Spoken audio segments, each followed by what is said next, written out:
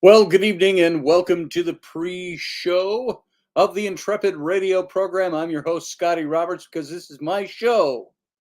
And the pre-show, if you don't know, is all just about getting the show set up. And I think we're all set up. All my levels look good. I think the screen looks good. I think my lighting is about as good as it's gonna get. Yeah, that's about as good as it's gonna get right now. And until I hook up all the lights, I got to get them all hooked up and all adjusted and do studio mojo on them. So I think this will work for now. I hope it works for you. It works for me. And that's our show for tonight, the FYRE spirits, their existence and legends. We have talked about the jinn on this show before, but this is from a different angle. It's a different author I've drawn some information from. It's going to be some very interesting stuff. I made it, says Steph. I level been out prepping. I level been out prepping, LOL. Well, I'm glad you made it, and I'm glad you've leveled been out prepping. I level been out prepping. I want to make sure I read that right. Yeah, I think it's just a typo, but there you go. Good to have you here. Those of you who are here and are not in the chat room, come on over.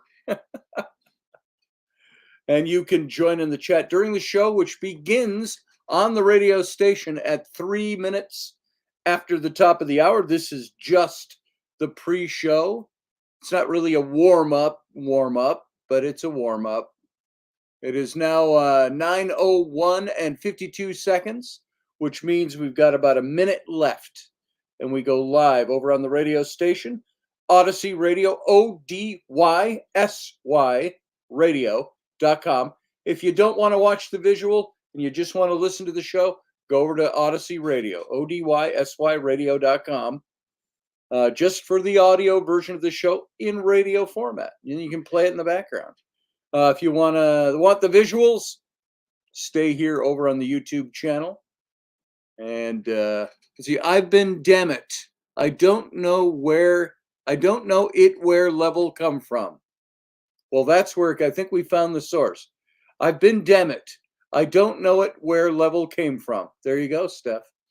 That sorted it all out for me. Hey, Randall Flagg, good to see you as well. We're going to go dark because we're going to come back live in just a few minutes, a few seconds. Stand by. Don't.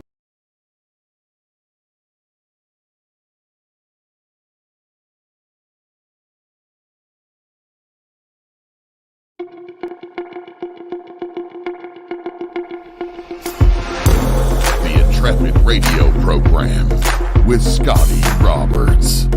Intelligent talk.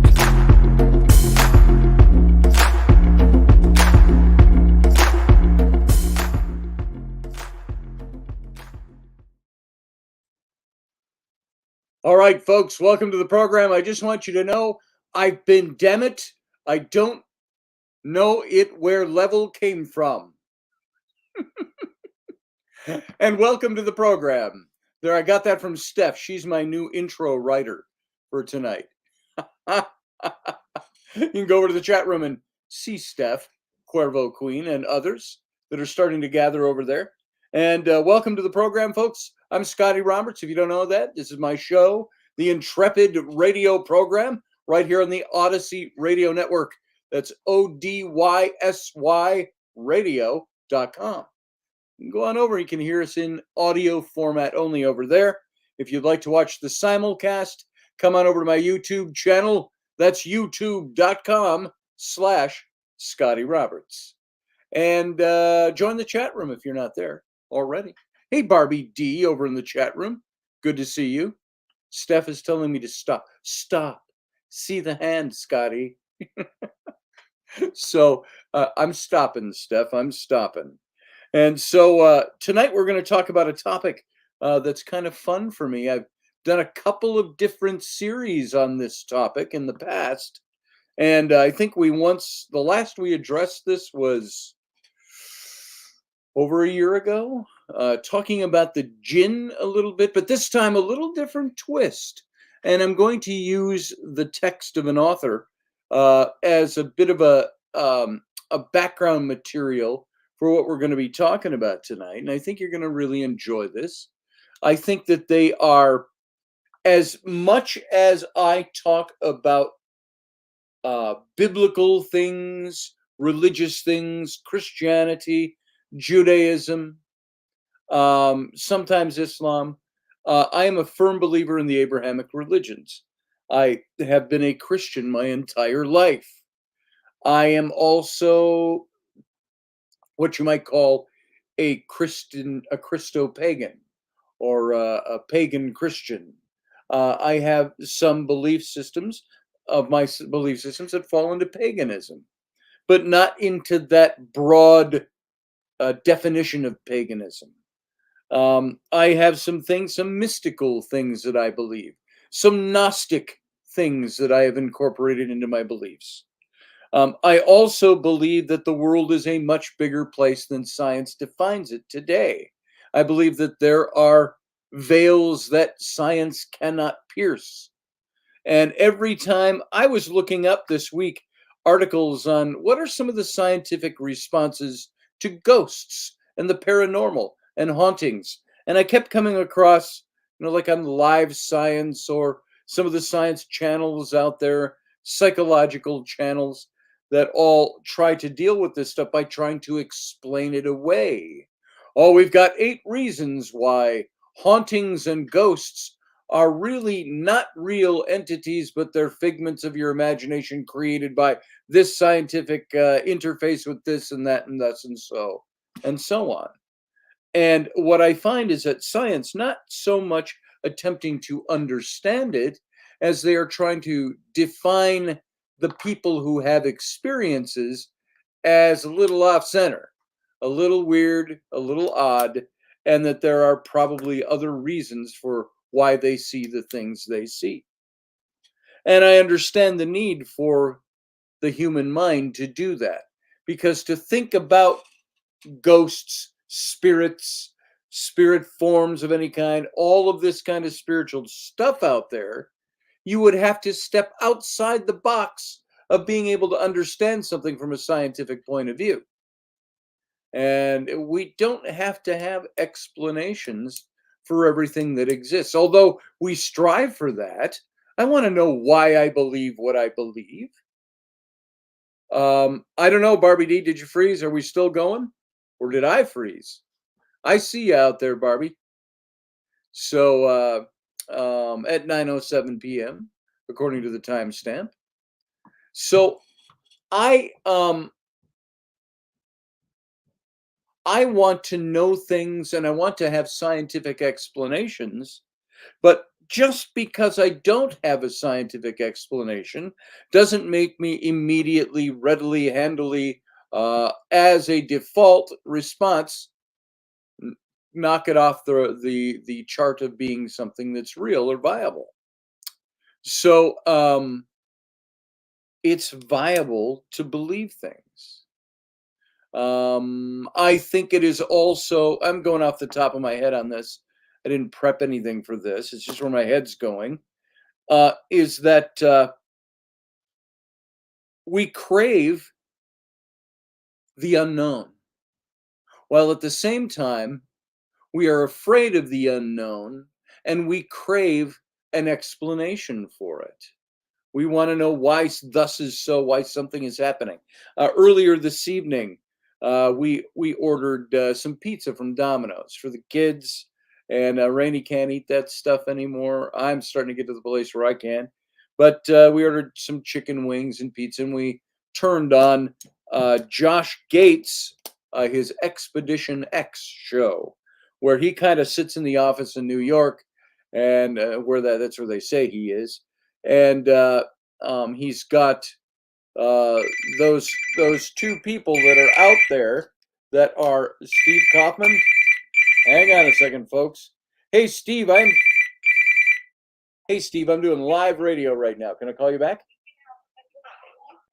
You're gonna be up and around for a while? Yeah, I'm doing live radio right now, Steve. Oh, come get off the radio. Goodbye. I'll get off the radio and call you in a little while. You gonna be up late? Oh, I think he's already gone. All right, sorry about that, folks. I just thought Steve is a good friend of mine. He's a good client, a good friend. Known him for about 30 years or more. And he owns, if you're local, he owns the River's Edge here, big inner tubing place. And he's got other business ventures. He and his brothers own the dirt NASCAR track up here, the Cedar Lake Speedway. And he called me earlier this evening about something, and I think just didn't realize I was going live on radio. So I was just going to bring him in live and go, hey, Steve, say hi. But you know what happened? I've got my phone rings, but and it does it by itself. My Star Trek communicator, my communicator, it's a Bluetooth. So when my phone rings, sometimes it picks up the call. So he was talking through this while I was trying to talk through my phone. So there you go. There it is. Sorry. All right. Steph says, I just want validation in front of others from the things I've experienced. Sometimes I want others to see that I'm not crazy. You know, that's, Steph, you remind me of my own wife, Rainey. Back 2011 or 12, I was working on the book, and I've told this story before, but if you've heard it before, I was working on my second book for New Page Books, follow-up to the Nephilim book. I was writing a book on the reptilians. And she told me at one point, she said, you know, I've seen things through our window in our bedroom out, and we had this sprawling backyard that had big oak trees in it that went to fields, farmers' fields, and there were houses way over on the other side of that.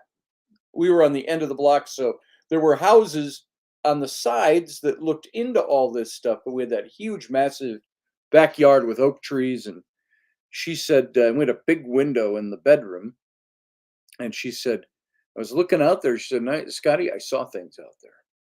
She said, I saw beings. Now, you all know Rainey. Rainey's not crazy beyond the normal hot craziness that comes along with hot chicks. And so I said to her, why didn't you tell me that you saw this stuff? Why didn't you wake me up? She said, well, I didn't want you to think I was crazy. I said, honey, you're not going to make me think you're crazy. This is what we do. We're in the crazy realm with the books I write, with the ghost investigations, with the radio show, with all the stuff we're involved in. I said, we're into crazy together. And so, Steph, I know what you mean about wanting somebody to validate what you see and experience so you don't feel crazy. I think that's kind of the way Rainey was. And she has no bones talking about it, but she used to be more afraid of talking about it because she didn't want people to think she was nuts. I think you try to process it yourself like I did. She said, see what I saw, is what Steph just said over in the chat room. And yeah, that's true. That's the truth. You want people to understand what you've seen. That little clip I play of Uncle Dave talking. Now, he wasn't Uncle Dave to me. He was Uncle Dave to the show, as you all know. Uncle Dave to my 6 kids for the last 30 years. So I refer to him that way. But when he was talking on the Spirit Box, I know that was his voice. I know what his voice sounds like. I'm not an idiot. I'm not a crazy person. I don't need to make shit up in order to impress people or to convince myself. I'm already convinced because I've experienced. But you want people to know. And Steph just says, I don't care anymore. I say what I saw because it's what I saw or heard or felt. Exactly it. And Field Guy says, fire spirits, are we talking about women? Fire spirits, are we talking about women? No, we're talking about Steph and Rainey specifically as 2 women that say, I just want people to understand what I've experienced. I do too. That's why I do this show. That's why I write the books I write. That's why we're engaged in this stuff, is to say, look, even if I'm wrong about some things, I am sharing my experiences with you. Now, there is one experience I have not had so far as I know. and that is encounter with the jinn. And I've talked about the jinn a couple of times on this show, at least trying to define who they were and so on. And I don't think I really crave a meeting face to face with the jinn, just like I don't crave a meeting face to face with a ghost unless it's on my terms. You know, it's got to be daylight. We've got to be sitting out on the patio, having a cigar, a snifter of brandy or something, good scotch, and a ghost could appear in the chair next to me and go, "Hey, you wanted to talk? Here I am. Hey." And I'd be like, "Oof, dude, that's a lot, but the sun's shining. We've got cigars and scotch. Can you smoke one? Can you drink a scotch with me? You're a ghost." So those are my terms, something like that. Same with a jinn. I don't want a jinn appearing to me and scaring the shit out of me. I don't want to piss my sheets at night. I want, if I'm going to have that experience, I want that experience on a one-on-one, a one-to-one, not some superior, supernatural, frightening, scary ass bitch being appearing and scaring the shit out of me. That's not what I want. I want a one-on-one. If I'm going to have it, let's do a one-on-one. I want to talk to you. I want to find out who you are. And then I don't want you to destroy me afterwards or turn me into a newt because that pleases you. I want to, a level playing field, neutral. Hey, meet me. I'll talk to you. Even if you're strange and weird in that way of weird that I don't understand you and you're so much different than I am, different kind of being and so on, that doesn't mean I don't want to experience who you are and understand you. What did you say, field guy? U.S. Grant and his ghost. His ghost, you can supposedly smell cigar smoke and brandy from his aura, so they say. And that's pretty typical in hauntings, that you get these residual effects of the people that are haunting whatever place it's in. Steph says, I only want a gin in a slow gin fizz. LOL. You're talking GIN. So, yeah, I get that. Fire spirits, field guy, are the. I understand why you were asking. I was making fun of you making fun. Fire spirits are what they say jinn are. That they are made of the element of fire, and that's how they were created. And so they're fire beings or fire spirits. And so we've talked about their origins before, but I want to get into a little bit more of an understanding about who they are. Who are these guys? These men and women? They're actually male and female. Jinn and a Jinnaya, I think it's pronounced. And I'm looking at a book that is by Robert Lebling. I've been reading this book.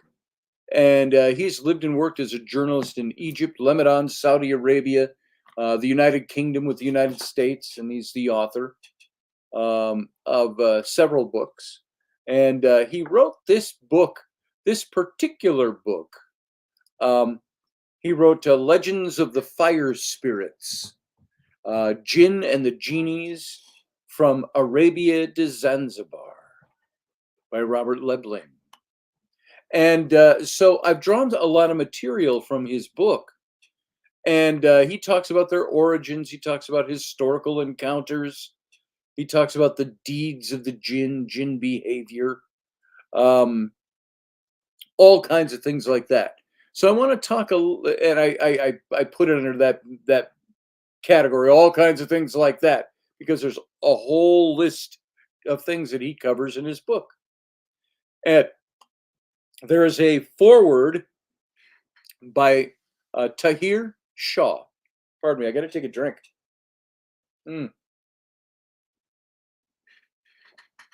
It's just sugar-free 7-Up. Nothing substantive. So, I want to read the entire foreword by Tahir Shah. out of his book. We've got plenty of time to do it. It's going to take 5 to 10 minutes.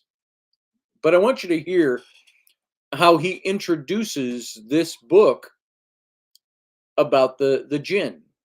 He says this.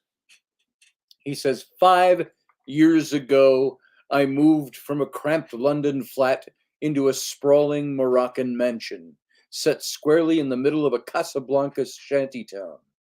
Looking back, it was a relocation touched by lunacy, but it was all the more unwise because the house was said to be infested with jinn. The Occidental world, Occidental with a capital O, the Occidental world has never found it easy to grasp the strange netherworld of spirits that followers of Islam universally believe exist in a realm overlaid by our own. Now, this is an important introduction to I think we're going to be talking about here. So bend an ear to this stuff. As you're chatting in the chat room, listen to some of this. He's just saying, typical people don't really grasp the strange netherworld of spirits. And this is what Steph was talking about. Why do people think she might be nuts or crazy, and my wife think that people might think she is, or so on? I've grown like Steph. I don't care what people think of me to a certain degree. I don't want them to think I'm a putz or anything. And some of that, even you just go, whatever, I don't really care. But I don't want them to think I'm nuts. I want them to know that I think things through and that I do apply a certain scientific method to what I think. But he says the Occidental world has never found it easy to grasp the strange netherworld of spirits that followers of Islam universally believe exist in a realm overlaid by our own. Although descended from an Oriental family with its roots in the mountain fortress of Afghanistan's Hindu Kush, I was born and brought up in the West. This is the Tahir Shah who is writing this forward. He says, I thought I knew the East.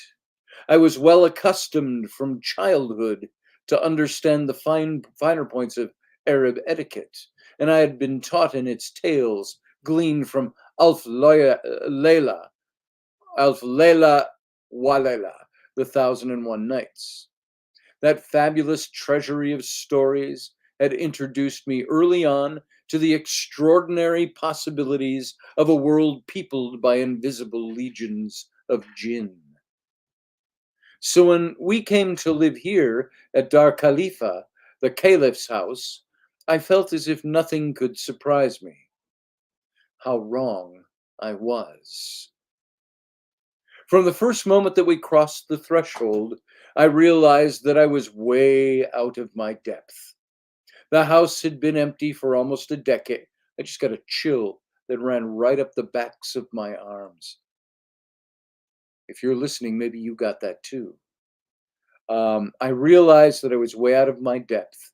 The house had been empty for almost a decade, whereas in the West, an empty home might appeal to squatters. In the East, there is a danger of quite a different kind. The unlawful occupants of our new home were not human, but superhuman. The guardians who came with the house, as if through some medieval right sale, warned us from the outset that there was an extreme danger all around. When I declared that we would be moving into the house right away to supervise the renovations, they laughed nervously, that is, until they realized I was serious. Terrified, contorted expressions then swept across their faces, and they begged us to leave. The jinn would not take kindly to intruders, they told me, for in the years that the house had been empty, it had become their home. Dare to trespass and they might kill us, the leader of the guardians declared.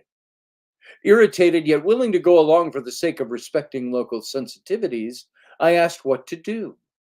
The chief guardian, whose name was Osman, swept out his arms wide and yelled, "You must hold an exorcism!" Back in London, I would have had no idea where to find an exorcist, let alone a troop of them. But Morocco is very different. It may be perched in Africa's northwest corner, just 8 miles from the gates of Europe at Gibraltar, but in many ways, it's the deepest, darkest Orient. And that is what is so appealing about it. I asked around and very soon found myself in the old imperial city of Meknes. According to all my informants, it was the center of exorcists, and they were right. A few minutes after my arrival, I was offered dozens of exorcists from the Isawa Brotherhood. I was offered dozens of exorcists from the Isawa Brotherhood. I negotiated a price for 20, and the exorcist dealer threw in a further 4 of them for free. You buy 20, I give you 4 for free. The only catch was that I obliged to pay in advance. A day or so later, I arrived home and was greeted by the guardian's long looks.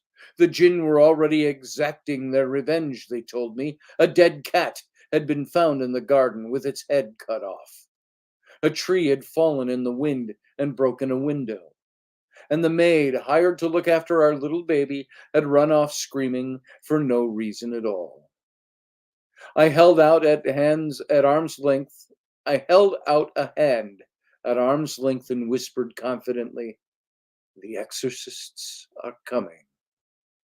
The guardians perked up. They asked when exactly the visitors would arrive. I shrugged. "They'll come when they're ready," I said. My wife said that I was mad to have handed over wads of money to exorcists I didn't know. She said she could hear them all the way in Meknes, howling with laughter. A day passed, then another.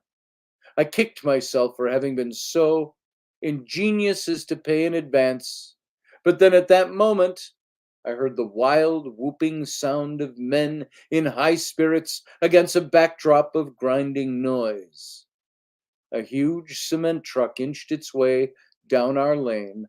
On the back were riding the exorcists, as if on some infernal chariot. I pointed at them and grinned, and the guardians grinned too.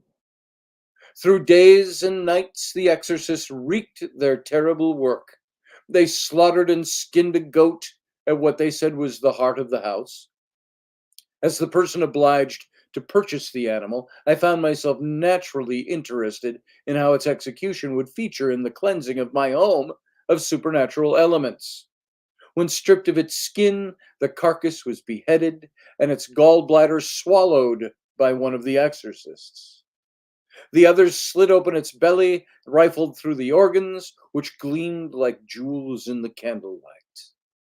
One of the group poured milk in all corners of the house, and another did the same with blood. Drumbeat and high-pitched homemade oboes wailed. The drumming became faster and faster as the night wore on, and as it did so, the exorcists stepped into another plane, a kind of twilight zone of their own imagination. They cut their wrists with knives, drank their own blood, and then collapsed on the ground in trance. Yet more exorcists massed in a dark, damp room at the far end of the house. They barricaded themselves inside, killed chickens, and drank more blood. And all the while the drums beat and the oboes shrieked out. I wondered whether the walls would tumble down as they had done in Jericho. There's our segue to the Moses story from the other night, by the way. I whispered sternly to the leader of the exorcists that they could leave. He laughed a wild, hearty laugh, and I swear his eyes flashed red with fire. He would quit our home, he said, only when the jinn had been sucked out of the walls and swallowed. I explained that my wife was growing impatient and that she was uncomfortable at having the walls and floor strewn with freshly purged blood. The leader of the exorcists caught my glance in his. Widening his eyes in the most terrifying manner, he told me that he had never been in a house so consumed with evil spirits. Right, Randall Flagg? He says in the chat room, they call that a cleansing? I think that's what Tahir Shah was getting at. So then he asked for more money and for another goat. The next day, after brokering a deal which involved a handful of crisp 100 dirham notes, the exorcists clambered aboard the cement truck. They rolled back down the lane and through the shanty town to the open road. My wife gave me one of those looks that instilled pure fear. I bragged out loud that the house was now squeaky clean. Do you remember the Poltergeist movie? This house is clean. And that the last thing we ever needed to worry about again was the prospect of being tormented by jinn. That was all 6 years ago.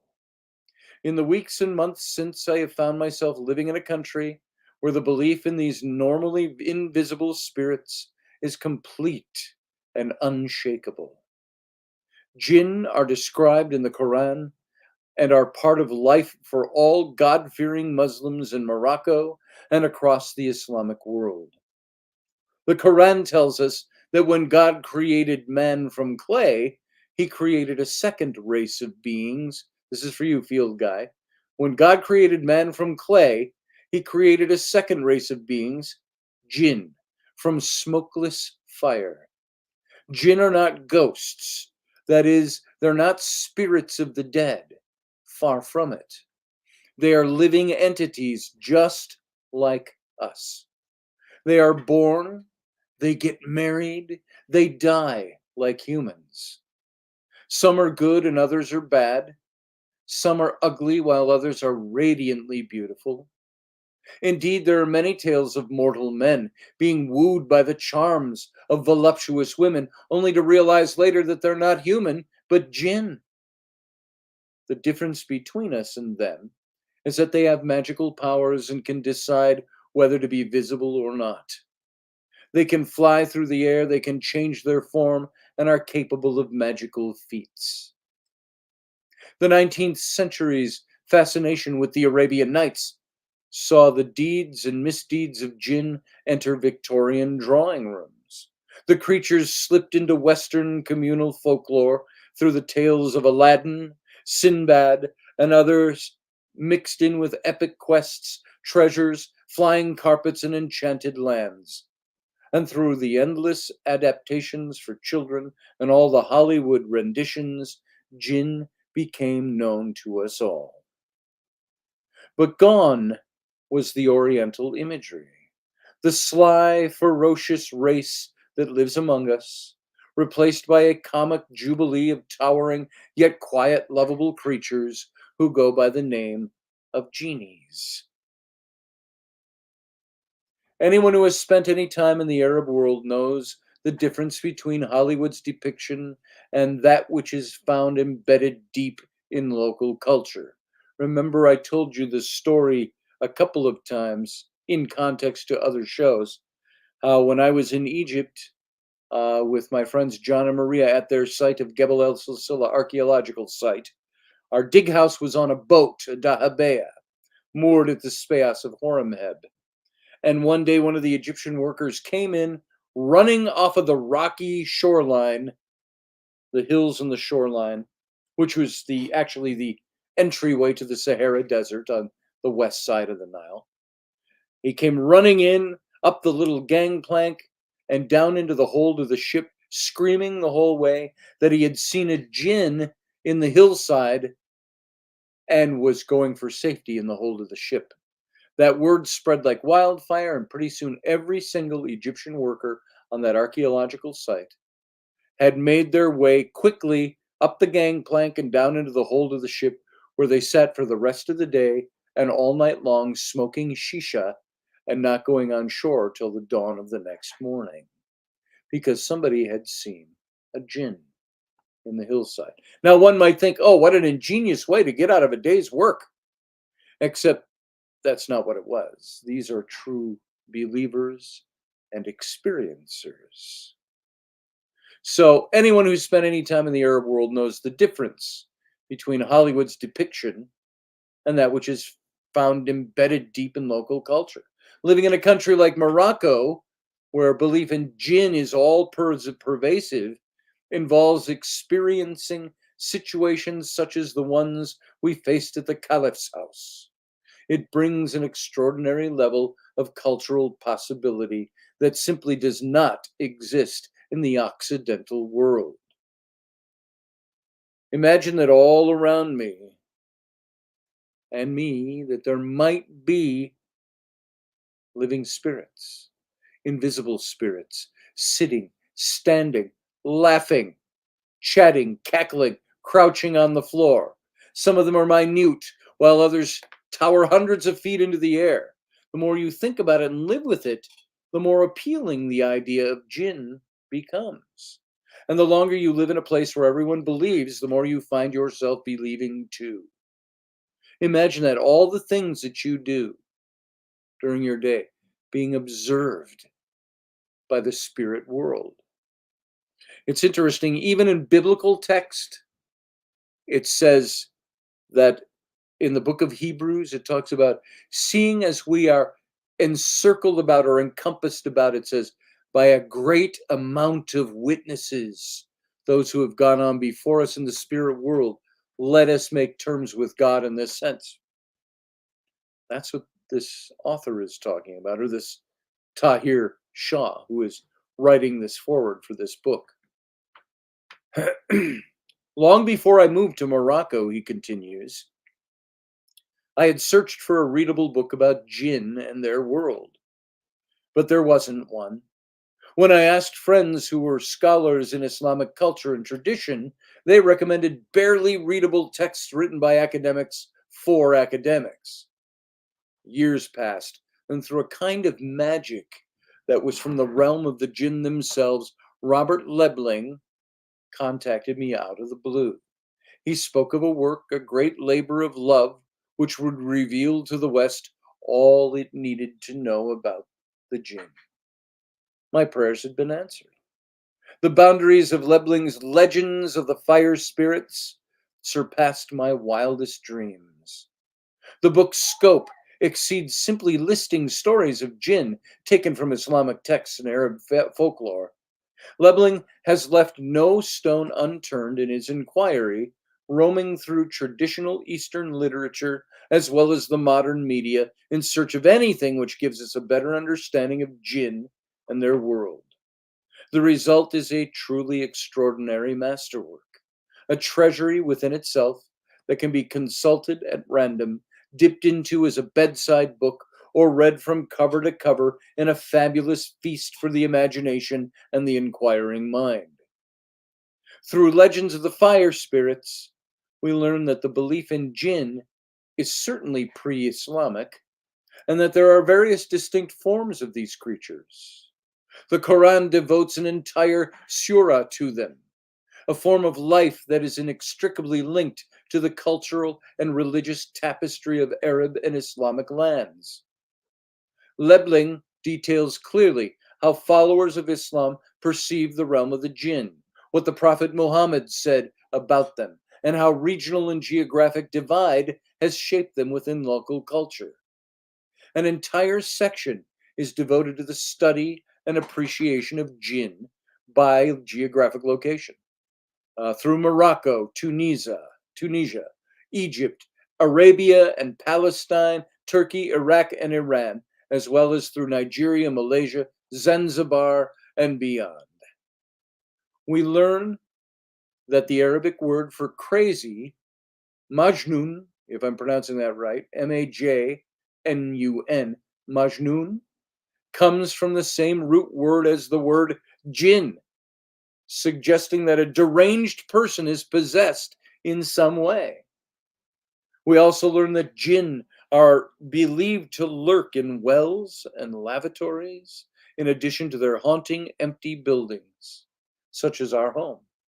Space is given to King Solomon, the one human who can control jinn through the magical ring that he wore. And Lebling describes the extraordinary encounters between those of us created from clay and others who were shaped from smokeless fire. These include examples of humans who unwittingly married jinn, and others such as the 14th century Morocco magician Muhammad ibn al-Hajj al-Tilimsani, whose work Sons of Light, S-U-N-S, of Lights and Treasures of Secrets, provides a spell for anyone wishing to seduce the daughter of the White King of the Jinn. Legends of the Fire Spirits provides a window into Arab and Islamic society that is usually clouded over, opaque to all except Arabists and scholars of Islam. The subject is one known to Muslims embracing belief that stands at the heart of the Islamic faith, but one that until now has been largely misrepresented and misunderstood in the West. As someone who lives with the daily possibility of jinn spotting, says Tahir Shah, I would urge everyone wishing a deeper understanding of Arab society and culture to make careful use of legends of the fire spirits. To anyone considering the purchase of a haunted home in Morocco or elsewhere in the region, this book will become an indispensable handbook in the months and years to come. As for life at the Caliph's house, all is not well. One of the guardians recently almost severed his hand while sharpening an axe in the garden. Then just last week, the maid tripped and cut her foot badly, and on the same day, the swimming pool turned an eerie shade of yellow. The guardians have been imploring me to hold another exorcism. The very thought of it fills me with worry. Most of all, I don't know how on earth I'd break it to my wife. But as all my friends assure me, everyone knows that even the best exorcism has to be renewed once in a while. And that was the foreword to the book written by Tahir Shah, Dar Khalifa Casablanca. And he wrote that in 2010, so that was 14 years ago. But and it was the foreword for this book that was written by Robert Lebling, Legends of the Fire Spirits, Jinn and Genies from Arabia to Zanzibar. And so I thought that introduction to a book it's actually a foreword. It's not the author's introduction. But I thought that was a very interesting way to introduce getting into this topic a little deeper than we had in the past. And the book is something I'm going to draw a lot of information from for the precise reasons that Shaw said it was good to have on your nightstand or good as a reference book in learning more about these things. And there was a little poem written by Victor Hugo called Les Djinns, which you can imagine means the jinn. It says, the swarm of jinn is passing, and it whirls hissing. Old conifers stirred by their flight, crackle like burning pine. Their herd heavy and swift, flying in the vacant space, seems a livid cloud with lightning flashing at its edges. So there is a certain drama and fire and power of these fire spirits that we call genies or jinn, as presented in the literature of the worlds of the literatures of the world that are enough to take our breath away. These beings are mysterious. They're frightening.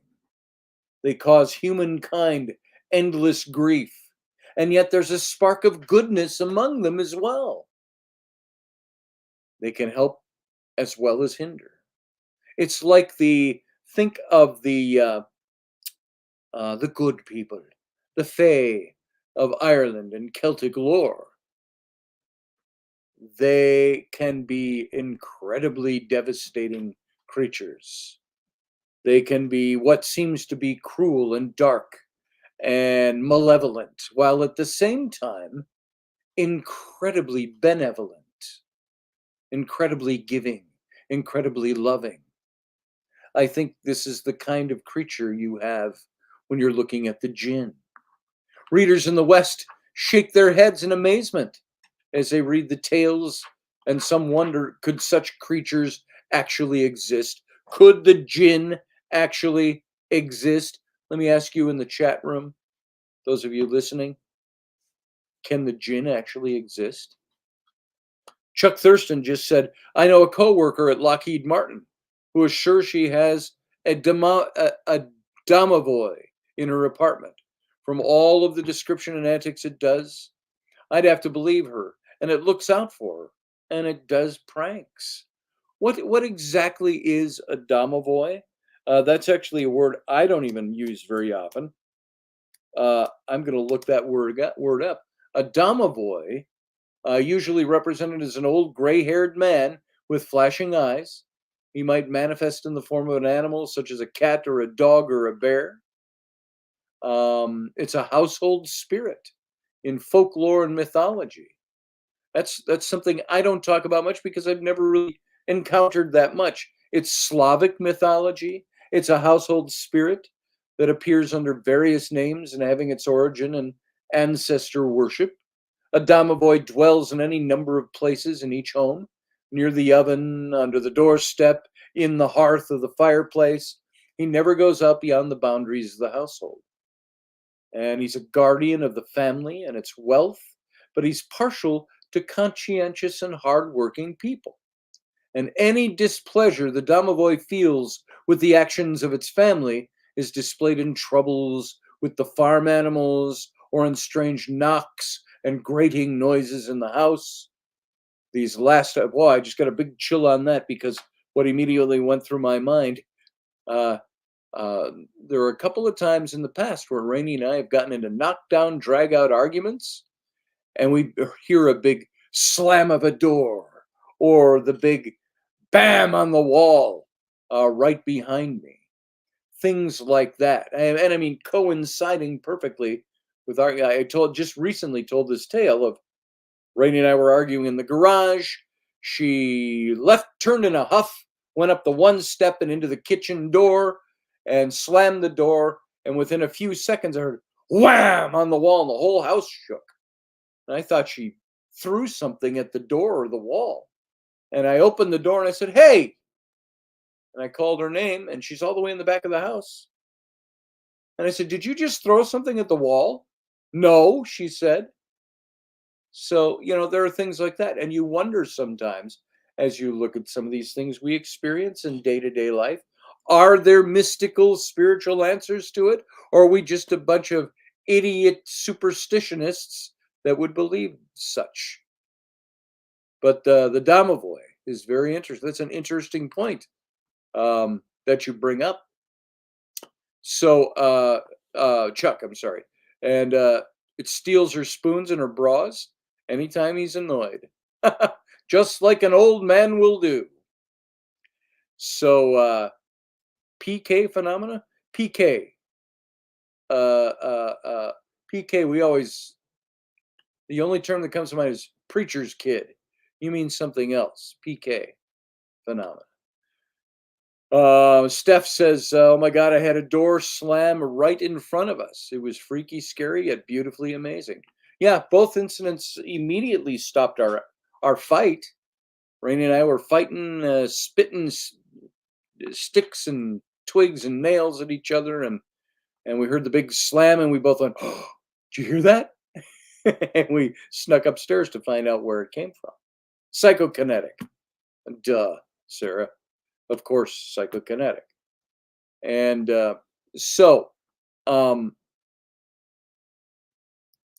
these are beings that exist. Imagine this species, an intelligent species of beings that secretly lives among us. Imagine that they often appear as humans, or even as humanoid or as humans. But they possess amazing powers that we lack. They can change their shapes. They can fly through the air and even render themselves invisible. That's pretty extraordinary stuff. They watch us. They study us. They react to us. Occasionally, they abduct humans and even mate with them. producing hybrid offspring. In today's North America and Europe, such creatures are discussed in all seriousness by many people. They're called aliens or greys. In the Middle East, Africa, and Asia, beings that fit this description are called jinn. So many in the West are unwilling to concede the existence of jinn, which is their Arabic name. And this reluctance is grounded partly in a rationalist tradition, which rejects the existence of almost anything that cannot be seen or experienced otherwise, though science does admit the existence of the infrared and ultraviolet light spectra, despite the fact that these things can't be detected by the human eye. Additionally, in our culture's collective experience, the anecdotal evidence for this phenomena is quite sparse. Very few of us have ever claimed to have seen a jinn. How many of you here believe that you've encountered jinn? I don't think they're extraterrestrials either, Sarah, as she says over in the chat room. I think there's a comparison that's being made where they call them the greys and extraterrestrials. Perhaps they are the jinn. Many in Western cultures refuse to admit that jinn even exist because they're viewed as an element of fantasy literature, an imaginative Arabian Nights creation that has entertained children for generations, but has no basis in fact. This is the way we treat the fae. They're fairy tales. They're Victorian winged creatures that don't exist. That's what we've learned about them. Aladdin's magic lamp is a storyteller's figment, not a part of our concrete world. So when Westerners conjure up a mental picture of a genie, if I told you all now, think of a genie, what are you going to get in mind? If it's not Robin Williams playing an animated blue genie, it's of course Barbara Eden in harem pants from the old TV series I Dream a Genie. And I got to tell you, you don't know how many days in the back of your mind, of your rational mind, is that irrational part that says, man, I'd love to stumble on a bottle and open it up and have somebody that looks like a scantily clad Barbara Eden call me master and want to be mine forever. I'd be like, yo, how you doing? So it may come as a surprise to many in the West to learn that jinn are taken seriously and are regarded as real, tangible beings by a large segment of the world's population. There's millions of people in North Africa, millions. The Middle East and the other Islamic regions have been brought up to consider jinn as normal, natural parts of the world around them. Admittedly, this belief it's eroded somewhat as educated elites in Muslim countries, influenced by Western thought, have come to view the jinn as essentially a spiritual or even metaphorical concept. But Muslims committed to the literal truth of the Quran as the word of Allah, conveyed to the Prophet Muhammad by the angel Gabriel, dare not reject the notion of jinn entirely. The Quran describes jinn as actual, intelligent life forms, beings that, through though different than humans, share some attributes with them. Jinn populate the world with offspring. They too are male and female and raise families. They possess free will. They make choices in life. They accept or reject God. Some become renegades and are classified as demons or ghouls. Others practice established religions and live what humans would consider conventional, normal lives among their own kind. Jinn generally kept to their own communities, but they also on occasion interact with humans, sometimes emotionally or sexually, and in positive or negative ways. So these interactions can occur haphazardly or unavoidably when the worlds of jinn and humans touch and intersect, sometimes collide. They can also happen when jinn make a conscious decision to seek out, contact, or confront human beings. In the Arab and Islamic worlds, jinn haunt abandoned houses, crumbling ruins, as Sarah said in the chat room, kind of dirty, dark places. They inhabit caves and sewers, sinkholes, wander through deserts, guard hidden or buried treasures, take the form of snakes and other beasts, possess humans, perform wonders at the bidding of magicians. But what many seem to be jinn activity, what may seem to be jinn activity, isn't always so. Even those who believe firmly in jinn concede that swindlers, grifters, and scammers often use this belief to manipulate the guileless and defraud the innocent. According to Islamic tradition, God created angels from light, humans from clay, and jinn from smokeless fire. Jinn, a word derived from an Arabic root meaning to conceal or cover with darkness, are said to have the ability to hide themselves from humans, often by disguising themselves as animals, such as snakes, dogs, cats. Many jinn listened to the teachings of the Prophet, found them persuasive, and became Muslims. Various local traditions, including those in Palestine and Arabia, also recognize the existence of Christian and Jewish jinn. In some countries, such as the Maldives or Indonesia, jinn are said to adopt sometimes other faiths, such as Buddhism and Hinduism. There's so much more. I want to get more into this. Even though we talked about the jinn a couple of other times on this show, I think there's some really interesting things to uncover and talk about. But we're out of time on the radio show. Oh, look, I left this banner up the whole time. Sorry about that, guys. I got into talking and I totally forgot about it. Those of you watching the show. So, radio audience, we got to let you go. We're going to go into the captain's cabin over at the YouTube channel, youtube.com/Scotty Roberts. You can come and join us, join in the chat, maybe and put your own 2 cents worth in. And for now, thank you for being here. Thank you for being part of the show. And we'll be back on probably Sunday morning, unless I might be out of town. We'll see. Till then, live long and prosper.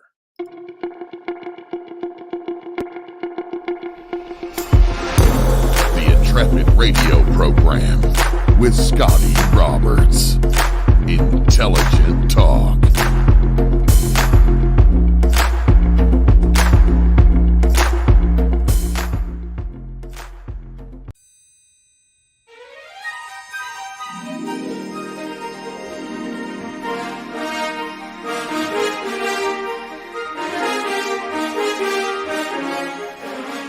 Hey folks, this is Scotty Roberts, and this is the Intrepid radio broadcast. I've been broadcasting for about 20 years now, covering such topics as science, politics, the paranormal, weird science, weird world history, archaeology, and the paranormal. Everything from ghosts to cryptids to creepy things that go bump in the night. So every week I bring you 3 new episodes. Come and join my channel and also be a patron to this site. So see the details below, and we'll see you here.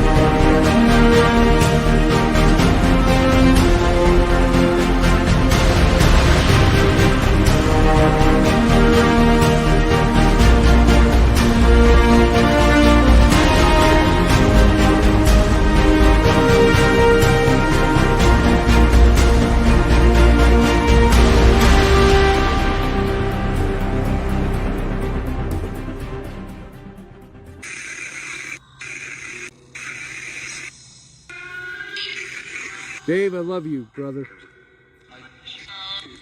I miss you too. I miss you too, I heard. Yep. Did you guys hear that? I heard that. I miss you, Dave.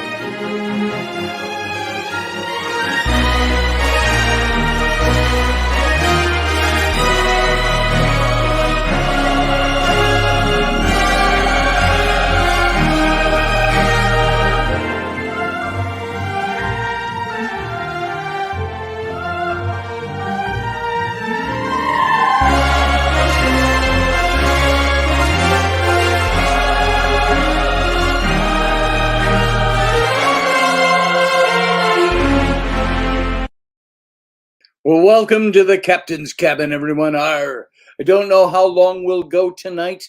We'll just see where the conversation takes us. But for those of you who don't know, the captain's cabin is the sort of afterglow that comes after the show. And it just gives us a chance to talk a little bit if we want to and expand on some of the things, or sometimes it takes a dramatically different turn. We end up talking about things that are totally different from the topic. But I think this is a great topic. You notice there are certain topics that I will repeat over the years. And one of them is the jinn. I've done a little mini series, 5 to 6 episodes twice on the jinn, talking about them. And it caught my attention again this week as something that I really wanted to bring up again, because I think it's like talking about God. You know, it's a topic that some people will speak about over and over and over again.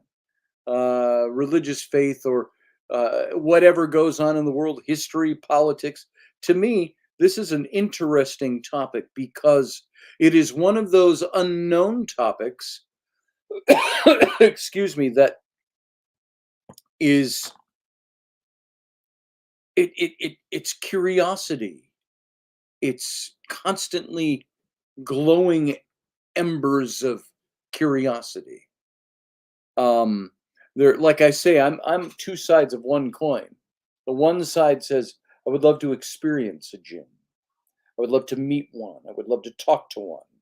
But the other side of the coin says, I don't want to have the shit scared out of me, and I don't want to encounter something that's going to leave me with PTSD the rest of my life. I'd like to experience one on neutral ground. I'd love to be able to, by that I mean, sit and converse and talk and enjoy each other's company or learn about each other. And according to a lot of what I read about them, they are also beings that you cannot always distinguish from humans. We might be living among, they might be our neighbors, the jinn.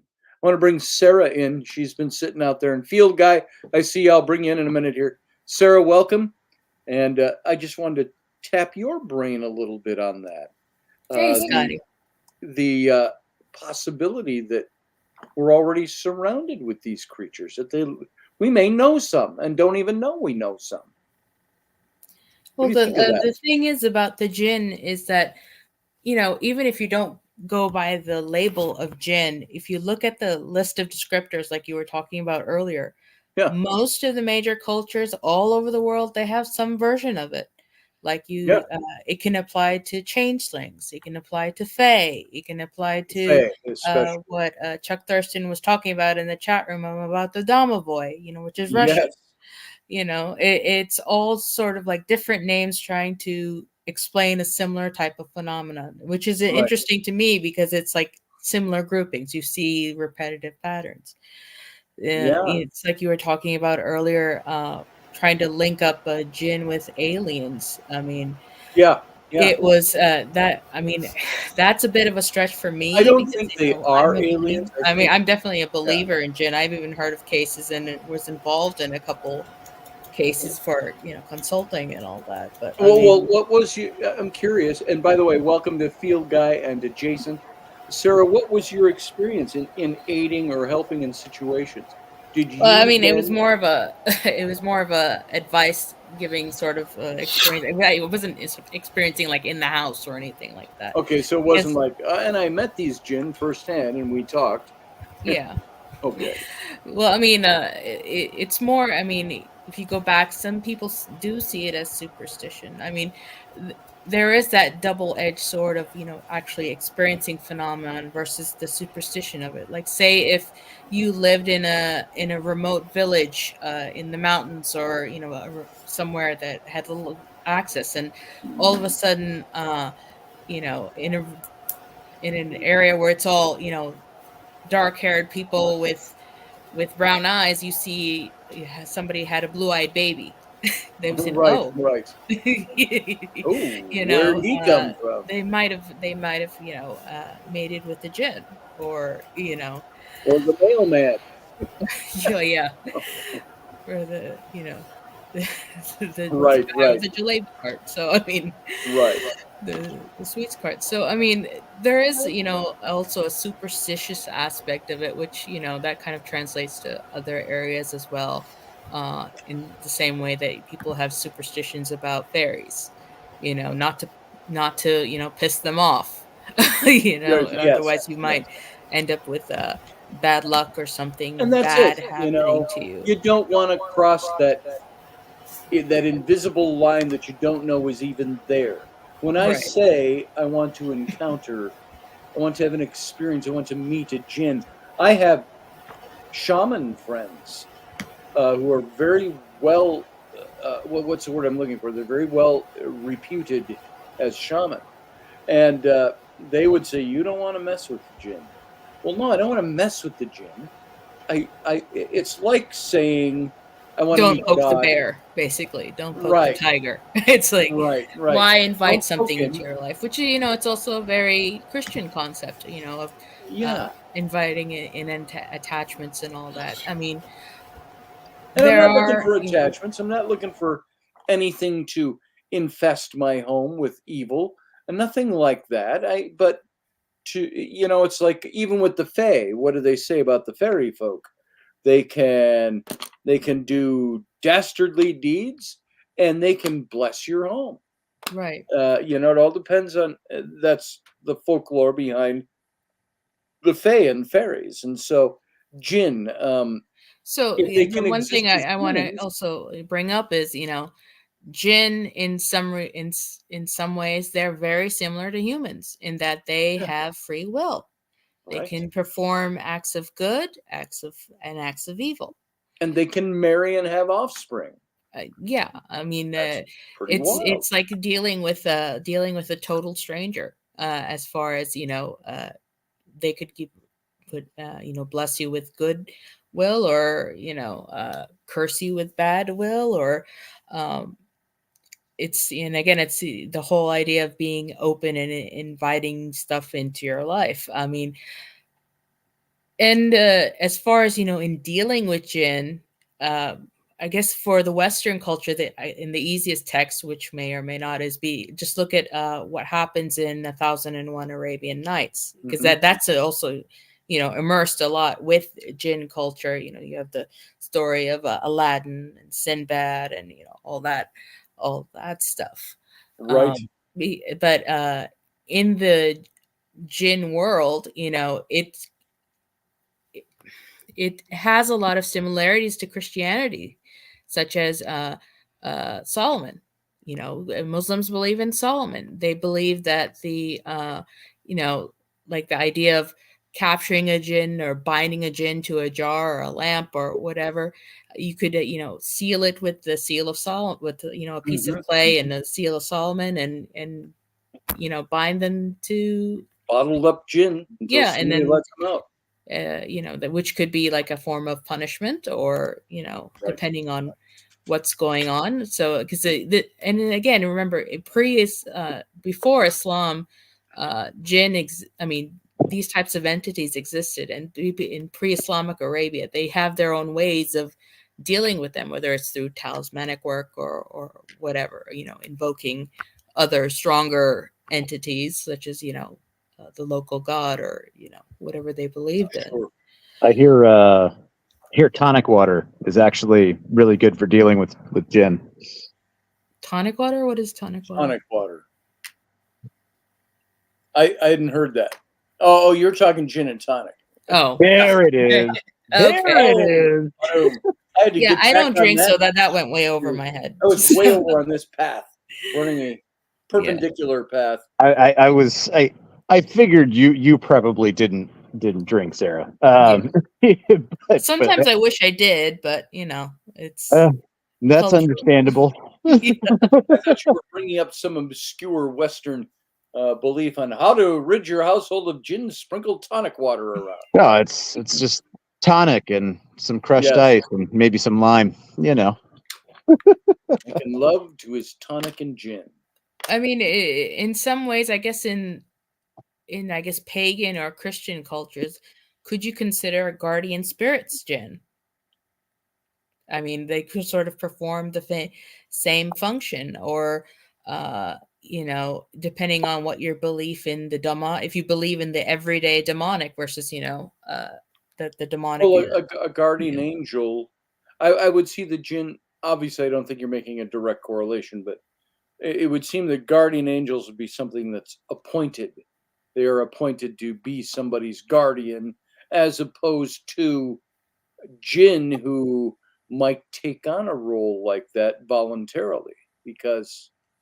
Well, I mean, if it's a righteous jinn or a good jinn, it could be like, God asks us, hey, can you go over there and take care of this for me? As far as right, asking people. See, that's one of those things that when you start looking at the cross-cultural kind of stuff, that's one of those things that kind of leads me back to my whole thought process. And I think I've mentioned this before, probably ages ago on here in conversation with you, Scotty, but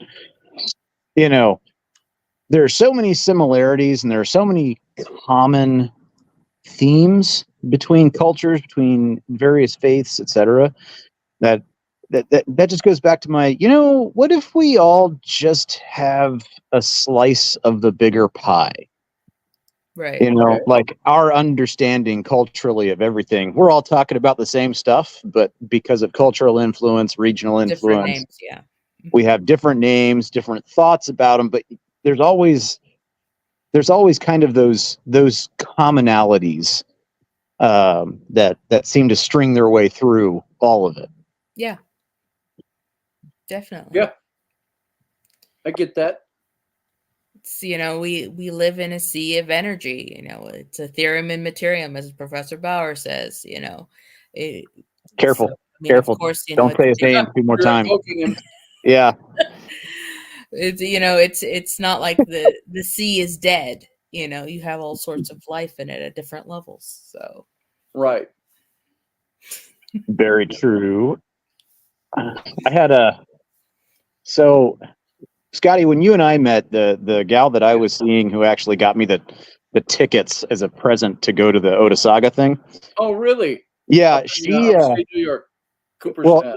Right. Yeah. So she had been an Arabic linguist in the Army. Oh. And then when her and I met, she was an interpreter manager. And she had some Iraqis that she worked with that she was thinking about getting a tattoo. I forget why she had it placed at the base of her neck. I think it had something to do with like not being snuck up on, but she got basically a J that had very kind of Arabic underpinnings to how it was done stylistically, and it was J for Jinn. All right. And there was something about there's something in the story of it too, that with one of the Terps, one of the interpreters, couldn't pronounce something or couldn't say something. and ended up calling her Jinn Yeah, yeah. because the J, and Yes. her name was Jess. And I just thought of that because we're talking about Jen. That popped into my head. Sort of a side quest there. Yeah.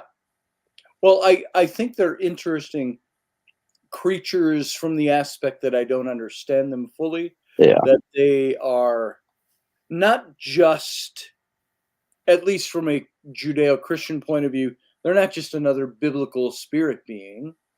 They're Right. something Well, different. wonder if they're kind of the well, okay, so we had the Nephilim, right?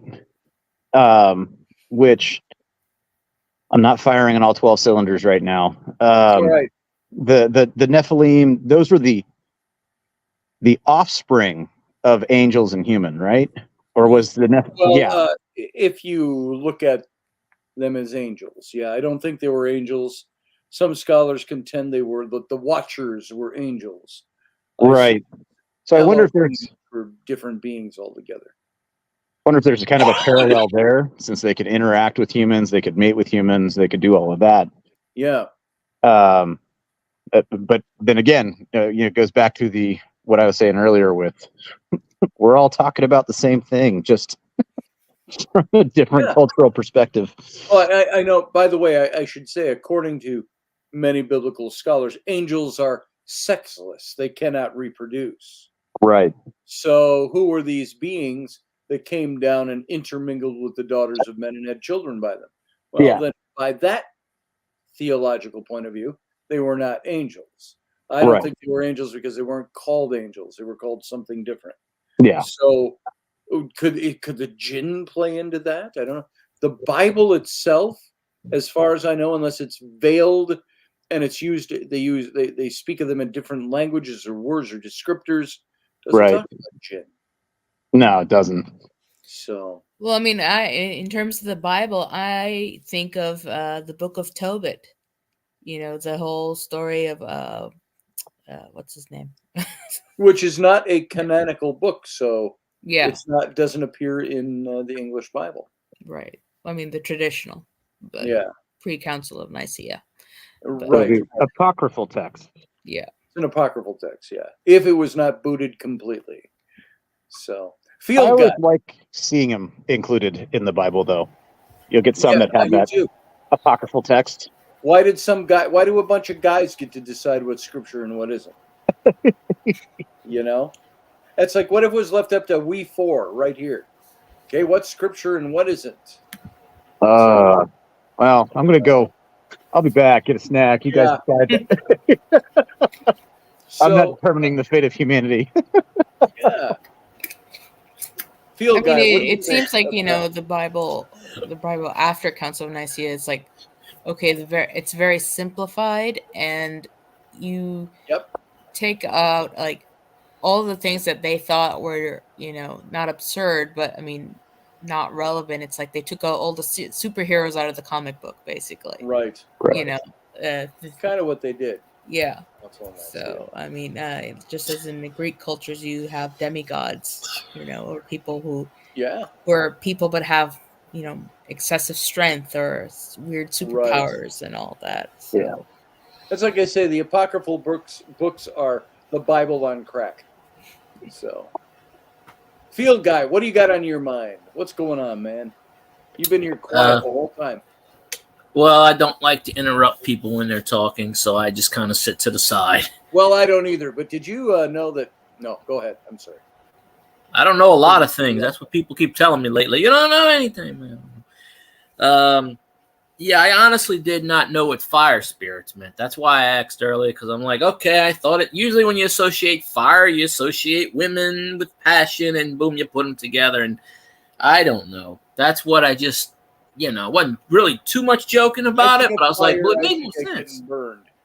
So, I normally don't think of women and fire in the same context, unless I contextualize them together. She's hot. She's fire. I don't know. They're always yelling at me, so. Oh, okay. You're always yelling. Oh, there is that saying that, The least common denominator in every situation is you. So Well, considering I work with mostly women, I can't get a word in edgewise there either. But I mean, speaking of That's a fire, stereotype. yeah. Speaking of fire in itself, I mean, fire is not. There are other forms of entities as well. I mean, there are wind Yeah. devils, there are water spirits. You know, there's things of the earth. I mean, Right. it's not just fiery fire spirits that exist. In Well, you know, of course, fire spirits in the context of, I as mean, they jinn, say, yes, the creation of the jinn was smokeless fire. smokeless fire. Yeah. So wait, so does that mean potentially going off of that, there could be a correlation between Jinn and the burning bush? Possible. there could be a correlation. There could be Started a burning correlation made. No, correlation does not equal causation. So No. Yeah. So it's just flame and flame you got there. There's the common denominator there. So, what are you drinking over there, field guy?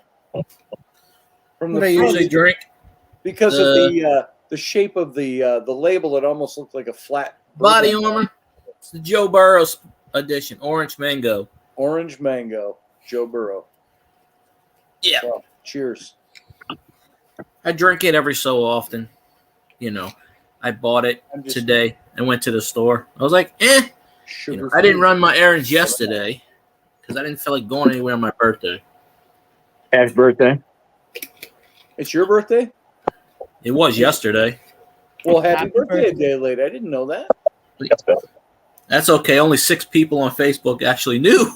Oh, That's why I made a comment. I said, every year it's less and less people. Wow. But, Survived another year. That's something to celebrate. Yeah. Well, one of my bosses passed away. My former boss, he passed away about a week and a half ago. He used to be a trainer in the hockey, and he worked with the Astros organization for the last, I think, 5 or 6 years. And because I hadn't been talking to him lately, and I'm like, I haven't seen him in a while. What's going on? And I saw a post where he passed away. And, Well, there you go. No, my birthday is never in March. It's in February. 222. Wait, what is hot hockey? Hockey. It sounded like you said hot hockey. No, hockey. Like NHL hockey. Yeah, that makes sense. Used to be the head trainer. Yeah, he used to be the head trainer of the Buffalo Sabres and in the 80s and a couple other teams. See, I thought you said hot hockey, and I was like, is this some sort of weird combination of hot yoga and hockey? And how does that even work? We don't have hockey down here. Hockey room. Yoga, I don't know. That's an interesting story, Chuck Thurston, by the way. He said, I know a cave in Nevada that has a spirit in it that I will never, ever go back to. I like my skin on my body. He made it very clear to keep it secret and never come back. Where is this cave? I will go there. If I had a spirit tell me, keep it secret and don't ever come back, or I'll peel your skin off your body. If I had a spirit actually saying that to me, I think I'd probably not reveal the location of the cave. By the way, here is the one picture you've all seen before. That Invisible Man. I had my shaman friend, David Weatherly. And I don't want to misquote him, but he pretty much said to me that he thought this was jinn. I could very well have encountered a jinn here. Where? And, well, he's over. Can you see my... No, you can't see my mouse. Look, It's in way the over corner. on the left. The four To the left, that dark. The dark figure Towards the emerging middle. from- Looks like Gumby, All the way to the left. but only black. Blocks. He's like Gumby, but only way different. It looks like an arm sticking out. It's, Okay. Here, I've got the... Lower right quadrant. No, middle, center, left. All That the way black to the left. mask. The black, you'll see a black, what looks like a black shoulder and arm sticking out, emerging from behind the stonework on the far left. That's some type of spirit. Tally. Now, I have a closer up. Many of you have already seen these. I only bring this up because this was the one encounter I had with something where I have been told by a couple of different people that are very good people, you have encountered Djinns. Be very careful. Here is the here's the close-up view, Jason. It's going to load up here. Now, the interesting thing about this is that there was nobody else on this site except John Ward and I, who was wearing a tweed jacket and a fedora. And there were the guardians that were villagers around, and they all wore the light white or light blue or light gray galabeas that went long sleeve, loose garments dropped to the ground. Yeah. Here's the close-up of this. Oh, shit. And That's a hand. It's a hand. Now the interesting thing, I took this picture in, I've told this story before, but I took this picture in 2013. I was at the Hebsed court next to the stepped pyramid of Djoser. And the stepped pyramid would be, if you could expand this photo, up and off to the left. All right. Rising right out of the end of this this little courtyard we're in. But so I took this picture. It was actually this photo, and it was 6 years before I saw this figure. It's digital? What's that? Is it digital or film? It's a digital picture. Okay. And I was showing somebody way over on the right here. You see that low stone wall in the back, the low stone wall across the center. Yeah. With the long oblong blocks. Yep. Follow that line to the other side, and underneath there's a low white stone sitting there, like a sandstone stone. I was sitting there having a smoke when I had that little vision that I've talked about. And I had somebody who was going here and wanted to see these pictures. So I said, look, this is the picture where I was sitting there, and I blew it up and I scanned over and I saw this image for the first time. Yeah. That was in, I say 6 years. This was in 2013. This I would have shown her this picture in 2020 or 2021. Yeah. So 7 or 8 years later was when I first saw the image of this character. And I said, what the hell is that? And I blew it up. And the interesting thing was, there's no Egyptian that's going to look like that, dressed the way any of the Egyptians that were guardians of this site looked. This is almost topless, like bare-chested, bare-shoulder, dark-skinned like this. So there was that factor. And also the factor that when I had taken this shot, I was standing on a little porch here on the left, and I stepped down and took another shot in that direction, turned around and took one in the other direction. There's nobody there. Yeah. So it was very interesting. But the point I'm making with these is that I was told by people who have the ability to sense these things, I guess you could say, that they were, you know what, Scotty, you've got a jinn there, and so be very careful. This is the. Is this the same shot? Let me take a look. I'm going to load up another shot. I think this is the same shot, only backed out a little further. Let me just double check if this has the figure in it. Yes, it does. So this is the original shot right here. Okay. And this is the Hebsed court. The stepped pyramid is just literally off to the left. The corner of it is right there. Yeah. So I took this shot from this little porch where I'm standing. There's these cove temples like the one you see in the middle in the background. There's 3 or 4 of them rebuilt on this side of the court as well. And I'm standing like where you see all the little block. It looks like little broken block walls in the darker in front of that cove top ruined temple in the background. Yeah. There's all these little dark sections.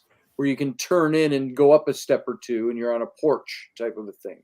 Right. That's where I was on this side.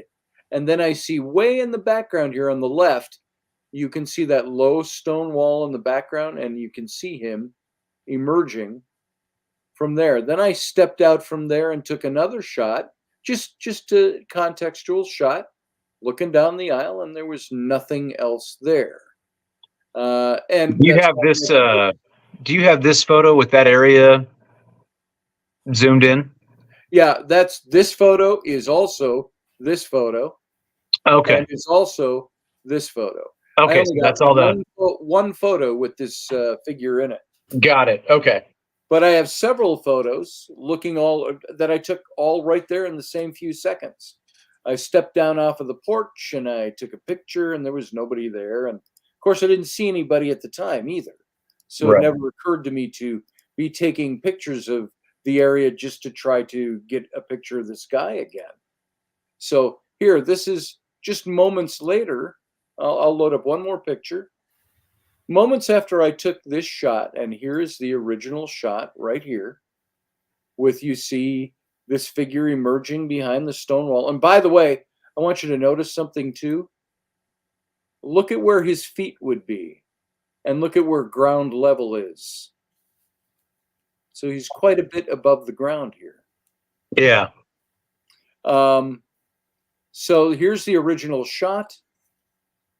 Now I stepped down a step and took this shot, looking in the same direction. And there's nobody there. This, by the way, is the corner. You can see the Cove Top Temple almost in the center in the background against the blue sky. Yeah. You see a bit of the corner of the step pyramid. Okay. Right, emerging behind that. So that's right where we were. But this is a shot back in that same direction. I took a step down from where I stood here.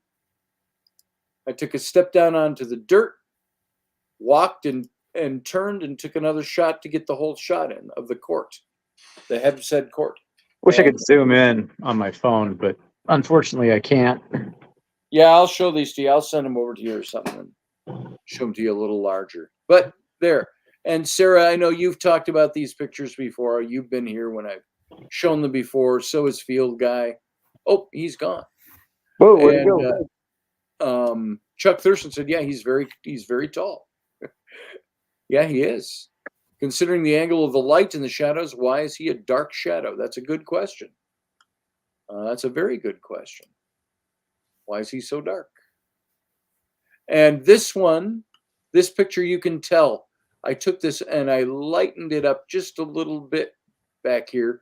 And I did the lightening to see, could I bring out clothing that I'm not seeing or any more detail by lightening that image. And right. I really couldn't. So, Sarah, in context to speaking of the Djinn, what do you think? I mean, it's always a possibility, but I mean, even in most Djinn stories, they are said to interact with human beings, or we may interact with them in more common basis than what we think. It's not like we're always going to see, the genie from Aladdin, as the Djinn shows up. The exit there. Here, everywhere. Everywhere. Yeah. But I mean, it's like with everything else in the paranormal, it's a difference between possible and probable. Yes. So, I mean, both. It's both in this case. It's probable and also very possible. So, yeah, because there's nothing that can be actually refuted. Absolutely, there's no way to. With this thing in particular, there's no way to prove or disprove it. You're just going to have somebody who doesn't believe that that's what it is going to say, well, that's obviously not a ghost or a spirit or something. It's something completely different. Well, and that's why I asked if this was a digital image or if you had originally taken it on film. Right. Because if it was film, there could have been contamination of the film surface. There could have been double exposure. There could have been a problem in processing that, could have led to that anomaly on there. And so that was kind of an effort to rule Right. things out Right. because, that's scientific process. Right. So yeah, and how do you know? You don't really know. That's the thing. There's no way to tell for sure what we're actually looking at here. So, Right. other than it's the figure of a person, we think. Well, I mean, the main thing is that you don't take, even if you have this in front of you, you don't take it at face value. Right. It's good to question it. And some people will look at it with faith. Some people will look at it with more questions. And both are valid. Yeah. And, there's no shame in either. Right. Exactly. Well, So, and really, you should, even if you're looking at it from a position of faith, there's nothing wrong with trying to break things down scientifically or explain things, Right. because you're just trying to understand it, and there's nothing wrong with that. That's why God gave us the inquisitive, thought-capable, analysis-capable brains. Yes, I Or agree. at least with most of us, anyway. Well, I mean, it's like that saying, God gave us a brain. Yeah, I think He's hoping for us to use it. I'm hoping we'll use it. Yeah, exactly. I tend to think that God has left an awful lot for us to discover. I do not appreciate the fact that God seems to have somehow worked a interesting miss on my number 4, number 8, and number 12 cylinders when speaking about the brain. Oh, for this evening, you mean? Yes. In general. By the way, this is the Hebsed Court. I can't point to things here, but if you look way at the bottom left, vantage point while taking the photo, that's about where I was standing. Okay. I was looking to the right. Approximate position of the figure was there. Mm-hmm. The spot where I had been sitting earlier was there. Now, this Hebsed Court, that all fits into, you see the shaded area pointing up. That's the Hebsed Court in the upper image, Okay. right at the corner of the stepped pyramid. Got it. Yeah. That's where this all took place. And if you remember, and Chuck Thurston says his clothing is bands of tight-fitting wraps. It has color, but it's made dark, which I can honestly say, Chuck, now I don't know everything, but not anybody I saw there was dressed that way. You don't wear dark in the desert. No. And there was only a few people there the whole time we were there. It was tight-fitting wraps. Is it Mumra? Mumra. Thundercats reference. I'm a nerd. And the interesting thing is, I took this picture because of what I refer to as the vision I had when I was there. Mm. And I was sitting, if you look at this picture, right dead center, just a little bit to the right. I was sitting on a long stone there, having a cigarette, and just contemplating this place. As one does in the desert. As one does in the desert, in ruins. And I know you've all heard this story before. I'm going to tell it again briefly. I was sitting, and suddenly the whole scene changed in front of my eyes. As the Apostle Paul wrote, speaking of his vision, he says, "Whether I was in body or in spirit, I know not." No. So I don't know exactly what happened. I'm sitting there. Everything shifted. I saw this courtyard from the other end where I was sitting. It was completely cleared out. There was none of the rubble in the middle. All these coved top temples that you see along the left and the one ruined one at the right, they were actually built up, as you can see in this diagram. They were all along this side and a couple of them over on this side as well.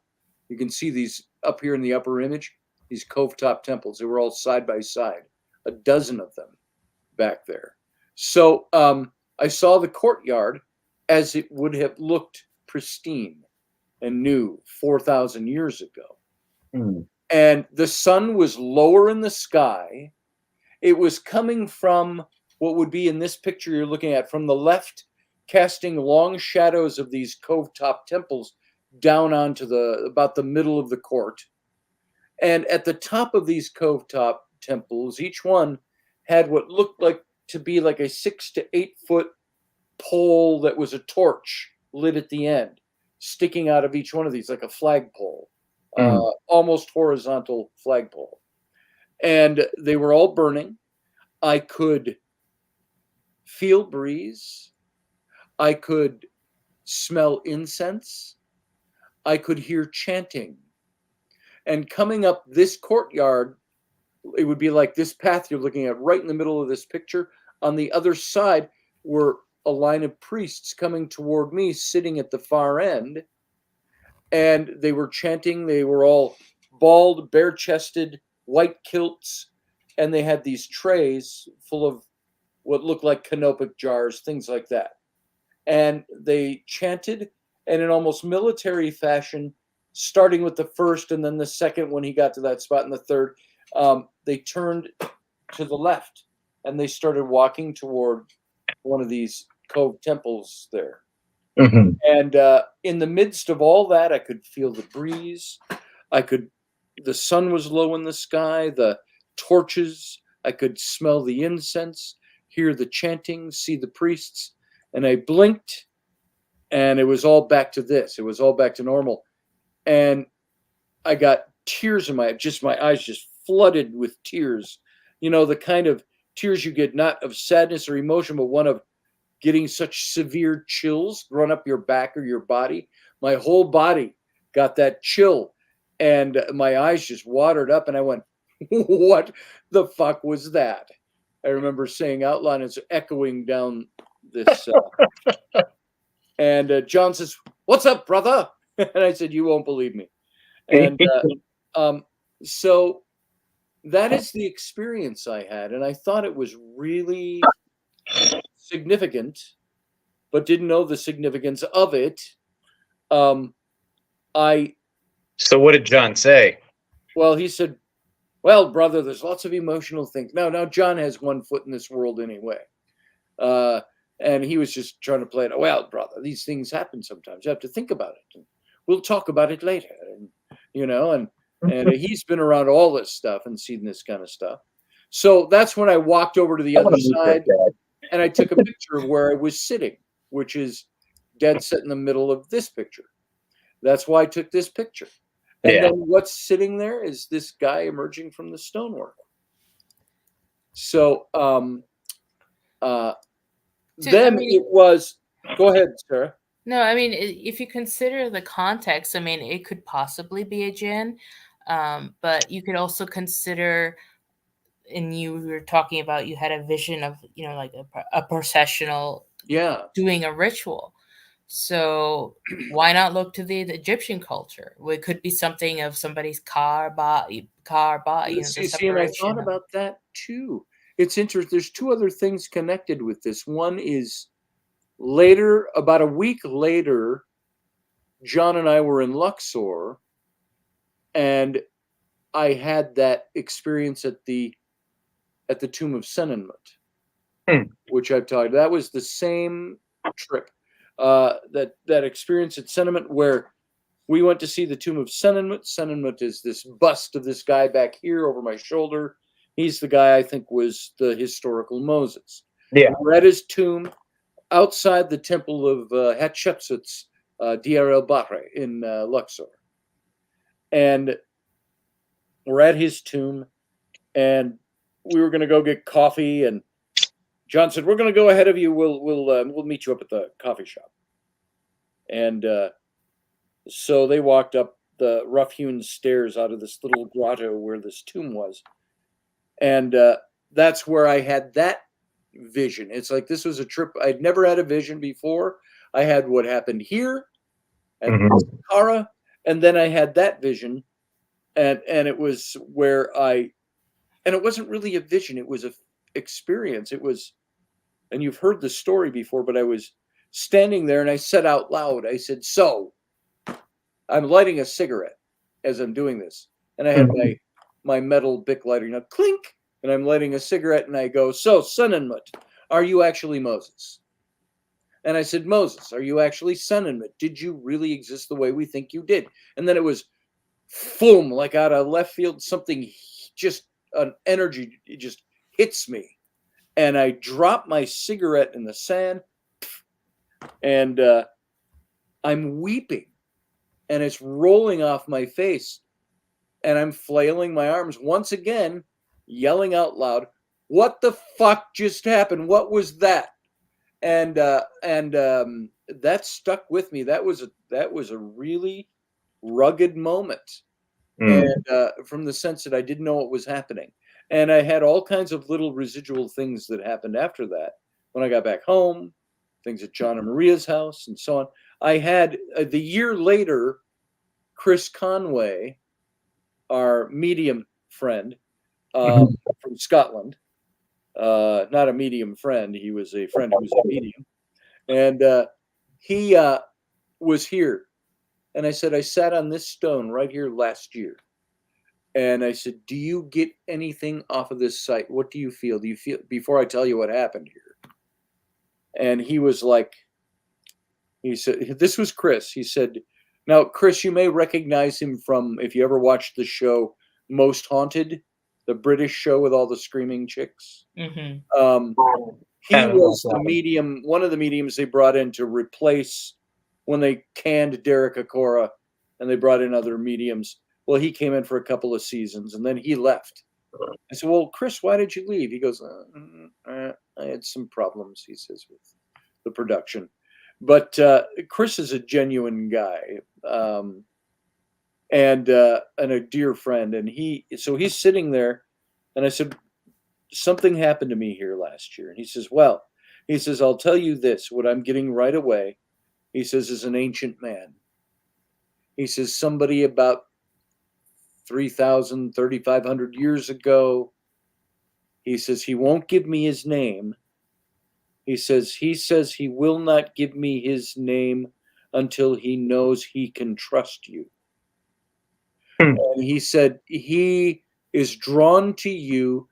He said, this is Chris, he said, he says he's drawn to you because you think the way he thinks.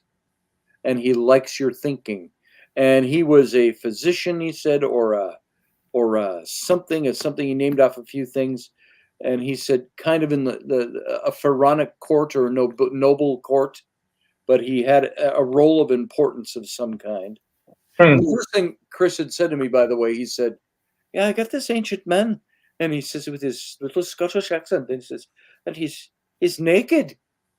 And I go, oh, great. I said, I have the great Chris Conway here, detecting entities around me, and you found a naked man that's 3,000 years old.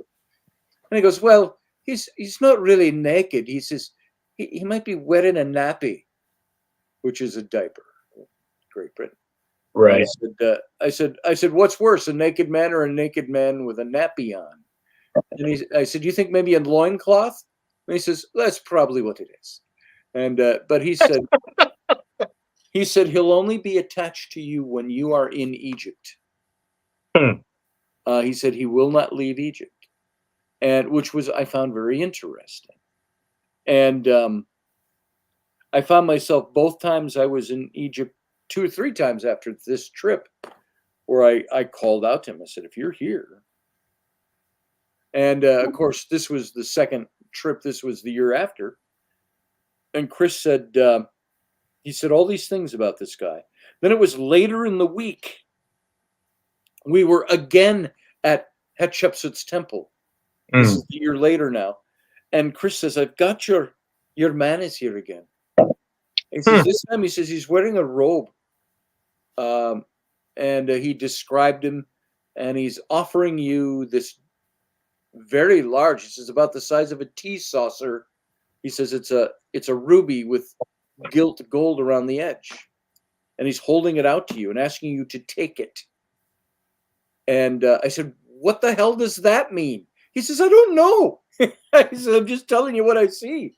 And he says, he's giving you his name. And he gave this name. And he even spelled it out. We were doing like not a Ouija board, but like he wrote a bunch of letters on paper and little cup and stuff like that. Yeah. It was different. It was different. We were using hieroglyphic signs as well. But suffice it to say, John Ward is a member, has been in the past, of the Hermetic Order of Luxor. And it was a revival of an older group that was in activity during ancient times, then revived again in Victorian times, now again in modern day. And yeah, that's that. I don't know about the hair, Chuck Thurston, but dark, skinny man with loincloth. And so Chris said, told John, I said, tell John what you just saw. And we're at Diyar el-Bahri now, Hatshepsut's temple, Tomb of Senenmut again. And he told him, and John's eyes went wide, and he says, he offered you the ruby? And I said, what is the article in front of ruby? What is the ruby? And John said, well, and what finally came out of that was the guy who during Victorian age had revived the Hermetic Order of Thebes had as a symbol for the group a big ruby that was gilt around the edges with gold. And he had not told me this. He says, you shouldn't know that. And he says, that ruby was lost. He says, he went back. He was ousted out of Egypt because this was the turnover, the cusp of when the old explorers into the new laws for archaeology and taking artifacts and stuff. And so he left Egypt, a couple of ships, one ship shipwrecked on the way. And in it was a lot of his belongings in crates, including this ruby. It's said to have been lost in that shipwreck. And there have been people wanting to find this for the last 100 years. And he says, and he offered it to you? And then Chris says, and he gave me his name. And John was like a little skeptical. He says, and what was his name? Chris says, I don't know how to pronounce it. Halakalaka. And John, again, his eyes went wide, and he goes, and he repeats it only the way it should have been said. He says, you shouldn't know that name. Nobody should know that name. And Chris said, this is what I got. And so there were these weird happenings all around. And then there was the one time back home here, and I've told this story, I know, before, but John and Rocky and I were going to investigate ghost hunt, if you will, in the plain vernacular, a little house in South Minneapolis. Rocky said, this place is full of spirits. I've been here many times. He says, if you guys, while I'm driving here, down the freeway, he says, if you want to say a prayer of protection or something to God, so we had a moment, a couple minutes where we were all quiet. And in my mind, I said, I envisioned this guy at the Hebsed court. And I said, I don't know who you are really, what the extent of who you are is. I don't know what you do. According to Chris, you won't leave Egypt ever. I said, but if you can hear me from here, do you have the ability to place any protection around me? And I felt silly while I was doing it in my head, I got to tell you. But what I got, and you may remember this part of the story if you've heard me tell it before, I'm sitting in the car going down the freeway, and I feel like the statues where they would show a pharaonic figure and a small head of like his son, the prince, and his arms around him, wrapped around him. And I felt, I'm getting chills going up the backs of my arms right now. I felt the chin on my head and arms around my shoulders. And tangibly felt it. And I was like, wow, that'll do. And and it was crazy. But this is the kind of thing that happened after my encounter with it. Now, I told all this to David Weatherly, who is the shaman I spoke with, and he said, "Just be very careful." He says, I detect jinn, but I'm not certain of it. He said, just be really careful how you proceed. Chuck Thurston over here says, Ach tu muntekara. Ach tu muntekara. I have no idea. He says, best I can type it. He says, he's getting visions himself while we're talking about this. He says, yes, I know, that sounds like bullshit. It doesn't, Chuck. I don't dissuade or detract from anybody on this stuff anymore with all the stuff you've experienced. So, have you had any dreams since then involving this entity? I've had no dreams that I can recall of this man. Nothing like that. I've had waking experiences, not ever seeing the man, but in talking about him and seeing things happen, things shift position in my room. I was talking to two guys on the, I don't even remember who they were. It was way back in 2016, maybe. Late night show. We were done at 2 a.m.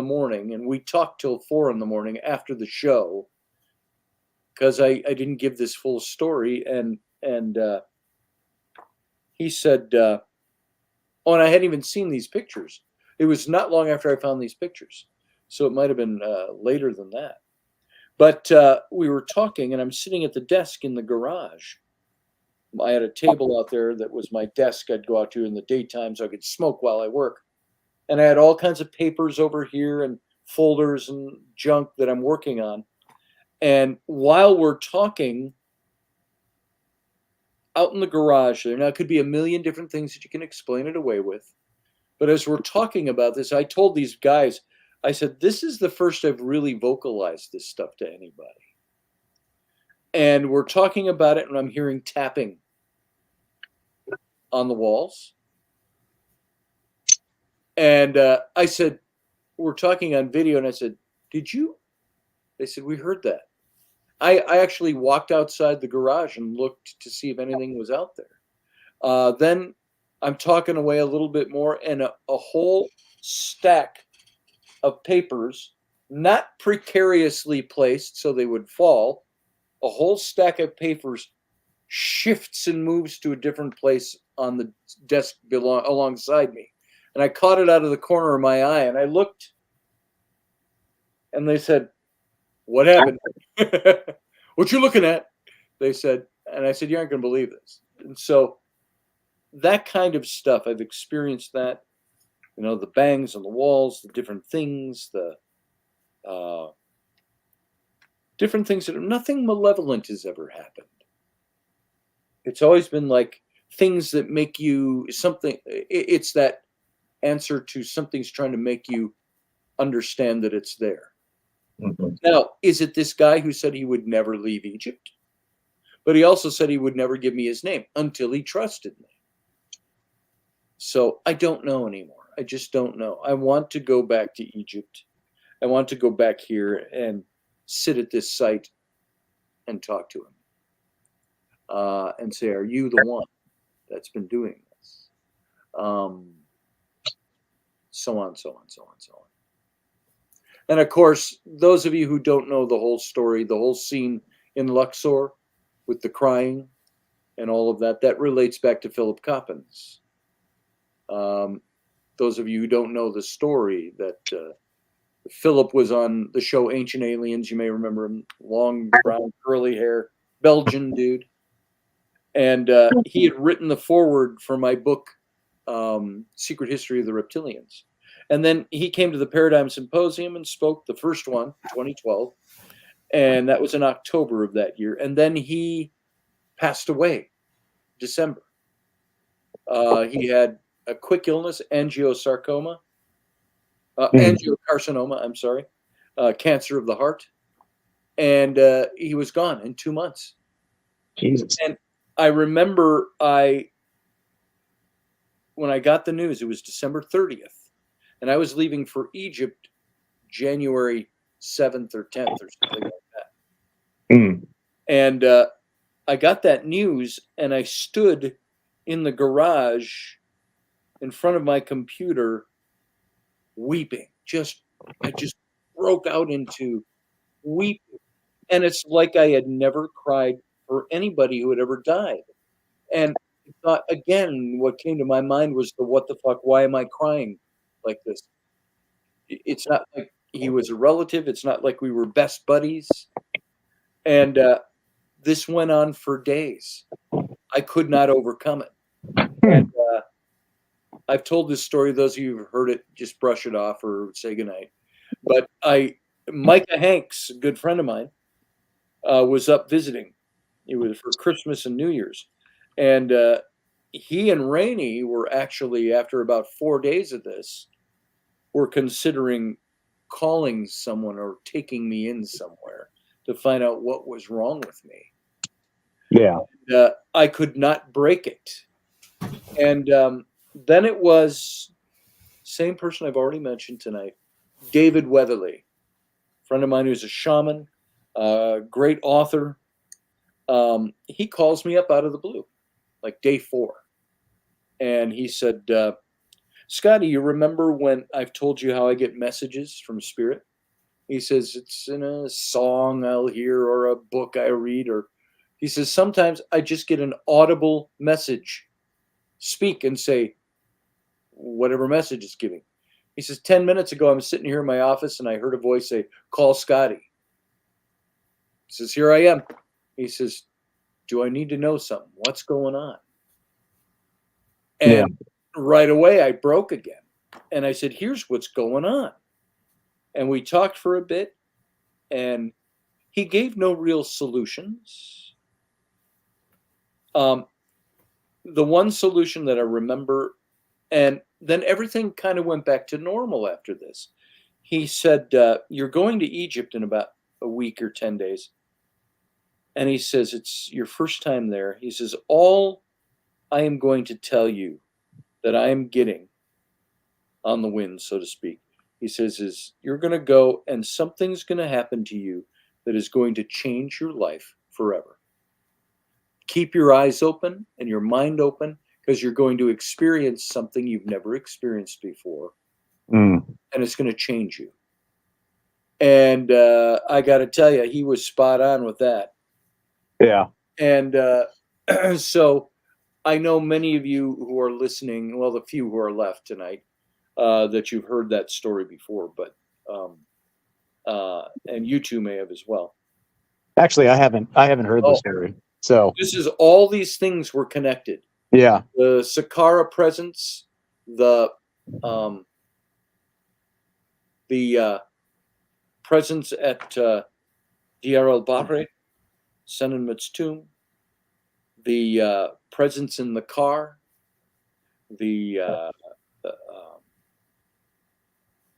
and by the way, it was Philip Coffin's widow who I spoke with about a month after I got home from Egypt. And I said, I never talked to you about how I felt after Philip passed. And this is about 2 months after the fact now. And because I was in Egypt for a month, and then I was home about a month, and I talked to her. And I invited her to speak in his stead the next year. And that's why I called her, and I called her to talk to her and express my sympathies for the first time. And she said, well, thank you for telling me that. She said, did I ever tell you? She said, when we met you at the Paradigm Symposium in October, we told you that we were going to be in Luxor about the same time you were going over to visit John. And she said, you know why we were going? We were writing a book together on the love affair between Hatshepsut, the Pharaoh queen, and Senenmut. The guy that I'm writing about is Moses. and whose tomb I was at with that experience. And she said, when did this happen to you when you were in Egypt, in Luxor? And I picked up my journal.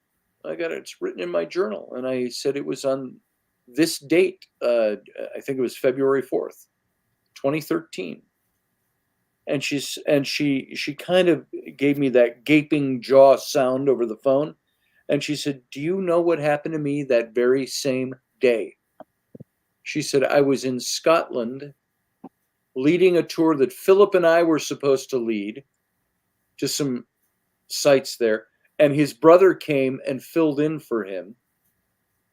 And she said, we were sitting in the hotel room having coffee about 12:30 in the afternoon when Philip appeared right in front of us visually and moved a coffee cup on the table and disappeared.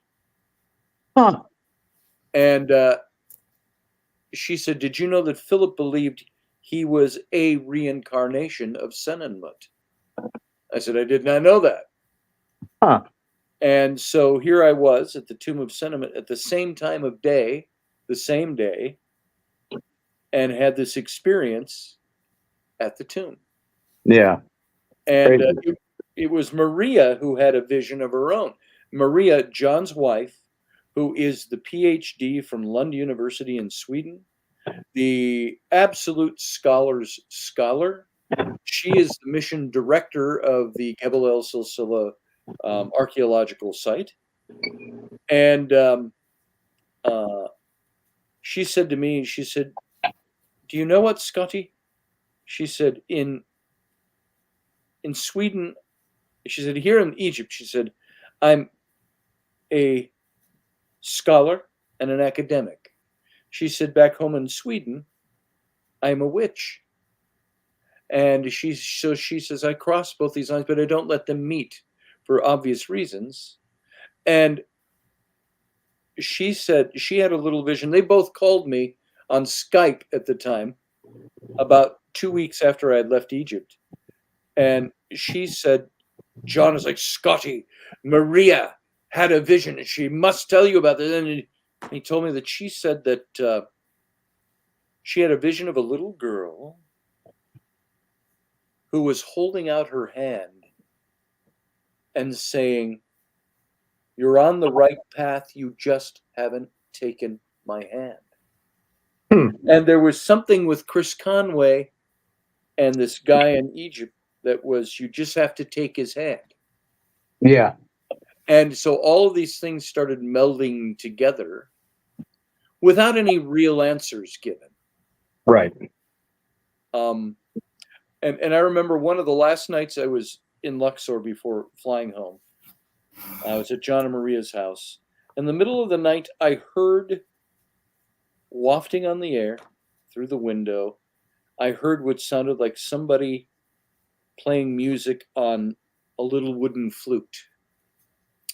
And this was, they lived in the backwater of Luxor on the west bank. You walked from the little village portion. There's all the temples and the city portion were on the east bank. We were on the west bank, and there was a little marketplace in the downtown area, which was not a downtown area. Think of third world downtown. Right. And you walked back. It took us about 15 minutes to walk back to their house from there, from the river's edge. And so they were back in the sticks kind of. And I heard this flute music. Don't know any significance to it other than I told John and Maria, and John would teased me mercilessly. Oh, you heard flute music. He says, nobody plays flute around here. And he says, that's absurd. And, you know, he was laughing at me. But he knows as well as I do, there's weird stuff out there. And it was during this call where it was either this call or another one very close to it. And he says, Scotty, he's got me on Skype. I heard your flute music, and so did Maria. And he said it was the middle of the night, and we heard this flute music being played, and we walked outside. We couldn't tell where it was coming from. They're not surrounded by buildings. and there's what you would consider, for lack of a better term, medieval peasantry lived around them. Right. And so they couldn't find a source, and that's the only time they've heard it. Huh. And so it was interesting. So all kinds of mystical things. Is this jinn? Is this spirit beings? Is it yes to all of the above? Is it weirdness? Is it? I don't believe for a minute that it's fake or that it's not real. Right. So, Kalina says it's first for her hearing these stories too. Sometimes, and Kalina, if you haven't been looking, this was if you look at the screen, that's the figure. So sometimes you talk about, weirdness in the area and things like that. And, sometimes you have to kind of wonder, and this isn't to undermine anything you said. This is more of just a, situational kind of thing. But, you go to places, you go to ancient places, and I mean like truly ancient places. And if you have to wonder when you go to these places, if you know anything about their past, how much does that influence things unconsciously? Right. And I say that because so like when I was in Afghanistan the first time in 2010, 2011, I had done a good bit of reading on things, trying to understand where I was going, trying to understand about the people, because, I just kind of had this feeling that I was probably going to, I need to pay attention to this stuff more so than when I went to Iraq. So I kind of read up some and things like that. But like, sometimes you go to a place and you just, the place feels. Yes. Ancient. Yes. And when I got out to Cop Whitehorse, which is a little small place on the edge of Mazar-e Sharif, and you actually had this really great view of the mountains in the distance, right? Mm-hmm. You kind of had, for me anyway, kind of had the sense of how ancient it was, how everything kind of came before it, all of the stuff, like there's an energy. And then, I always kind of wondered, like, what am I going to run into out here? Right. What am I, because like, I tend to be a bit of a night owl. And I was especially one out there. And, I'd find myself, sitting out on the concrete T-wall barriers that we had surrounding our buildings and stuff like that, and kind of looking off into the distance, late at night. And, you just, it was one of those things that, like, being there, it's like, since time immemorial, in memoriam, that great powerful civilizations have basically come there and found ruin on some sort of level. Mm-hmm. Like, it was just something in the air. You understood that, like, it was tangible. And it's one of those things where it's like, how much of what I am feeling as I'm sitting out here smoking my pipe and just taking in the environment around me is like, everything that I had read and studied, playing subconsciously on me and influencing things. Yes. And how much of it is,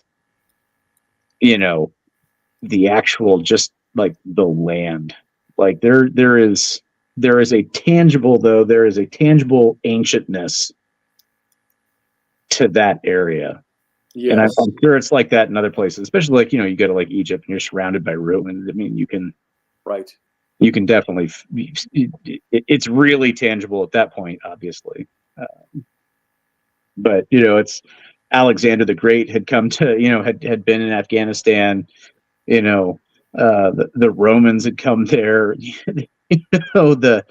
the Mongols, and then, the British later on, and, and it's like everybody kind of hit a spot here and things kind of unraveled on some level.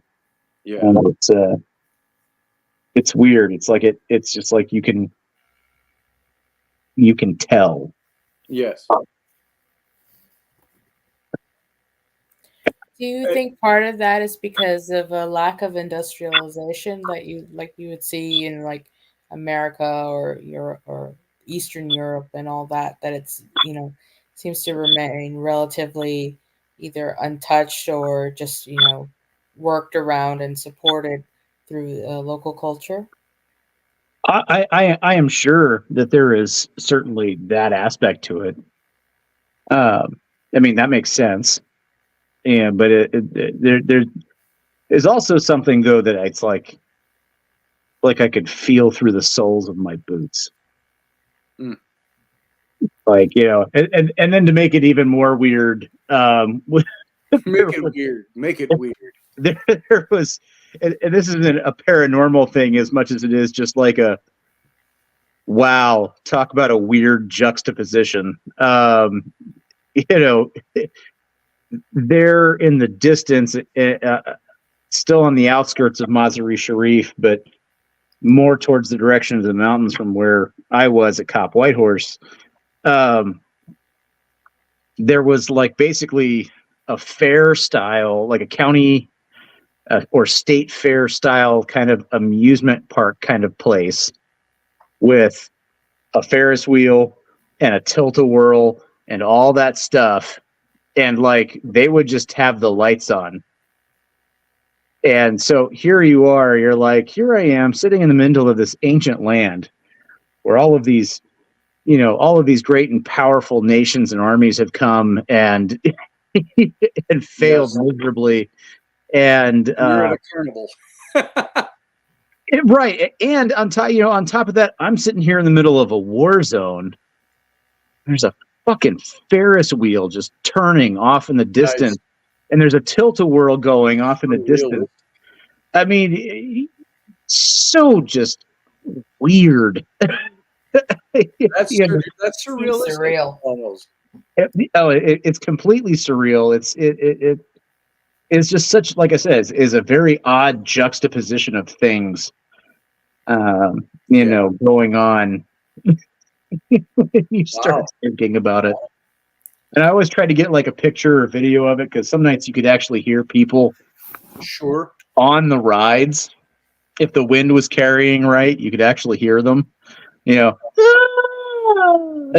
the tilt-a-whirl was going, you're like, what the fuck? Exactly. And sometimes we just get out there and we'd stand on the lower ledge of the T-wall so we could look over the sniper veil or over the sniper screen on the chain link fence just to see it and just be like, what on earth are we watching? I mean, kudos on these guys for being able to do this and, let's go have some fun, even though, you're in the middle of a war zone, which, that was a really odd thing to just see and hear. But it's like, at the same time, it's like, even when all this chaos is going on, and it was actually really oddly quiet in Mazar-e Sharif. Like the entire time I was there, the only shot in anger I ever heard fired was at like 1:30 in the morning at a dog. I'm gonna step over here for a second. I'll be right back. The only shot in anger I heard fired the entire time I was there was like at 1:30 in the morning, and it was somebody taking a pot shot at a dog somewhere in the distance that wouldn't stop barking. Like, it was just oddly quiet, oddly, for the kind of environment that you're in. And then you have all that. And it's just like, this is weird. Well, was that during the day or in the middle of the night? So, I mean, that will also make a difference because you don't have people around as much. Well, which part do you mean? When you heard the shots. Oh, that was like at 1:30 in the morning. I was not in a sleeping frame of mind, and I was kind of just wandering around the compound, and it wasn't any bigger than a football field. It was smaller than a football field. So it's not like it was a huge, area, and probably smaller than a soccer pitch. I mean, Yeah. usually in those types of areas, the markets and stuff, they open, late in the evening when, after the midday sun is gone, and most people are active like in the early hours, the night hours, the same. Right. Yeah. Well, I was milling about, and I was like, well, if I'm going to be up, I'm just going to go check on the guys on watch and just see how they're doing, if they need anything. And, I stopped at our little gate guard guy that we had. And then I walked over to our one little guard tower we had, and, climbed up the steps, and there were like 3 guys up there. And I was just, kind of talking with them. And we were just, oh yeah, this is all going on. We haven't seen anything, not heard anything, blah, blah, blah. That dog won't stop barking though. It's been barking for like an hour. And then boom. No barking. It's like we all looked at each other in the dark, and we're kind of like, all right, well, that solves that. So I'm going to go ahead and Been there. Gonna go ahead and just walk on back down to the building, and I don't know, send some emails. It was weird, man. It's weird. But I hate to imagine the paperwork that's probably involved with that if it was friendly fire. Oh no, it was nothing like that. It was clearly somewhere in the distance, away from us, but sound carries, especially at night, and it's it was just one of those like, what on earth? Okay. All right. Nobody talked about it again. It was like never brought up. The dog was never mentioned again. Right. Yeah, exactly. Nice. All right. That just happened. Yeah. On that note, it is 11:23, and speaking of dogs, I just had the cat come down here and rub against my leg. It is that time. It's time to call it for tonight. And I know it was a show filled with things we've talked about before, but I'm going to talk more on this jinn topic because there's a lot more in this book that I would like to cover, because I think it's some very interesting material in there, and it's of interest to me. So I want to talk about it. So we'll do more of that. But in the meantime, I'm going to say goodnight to you two. Sarah, thanks for being here. All right, thanks, guys. Very beginning tonight. We'll talk to you soon. Jason, good to see you, brother. good seeing you. You have a good night. We'll talk soon. Sounds good. Take her easy. Right. You All too. Bye-bye. Oh, I got to sneeze. And we'll go out on that. Everybody, thank you for being here tonight. Thanks for your time. Thanks for being part of this. And we're going to get out of here now. So you have a good night.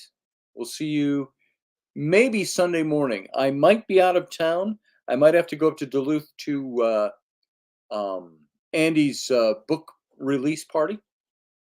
And if I do that, I won't be here. So I'll let you know. Have a good night. Live long and prosper.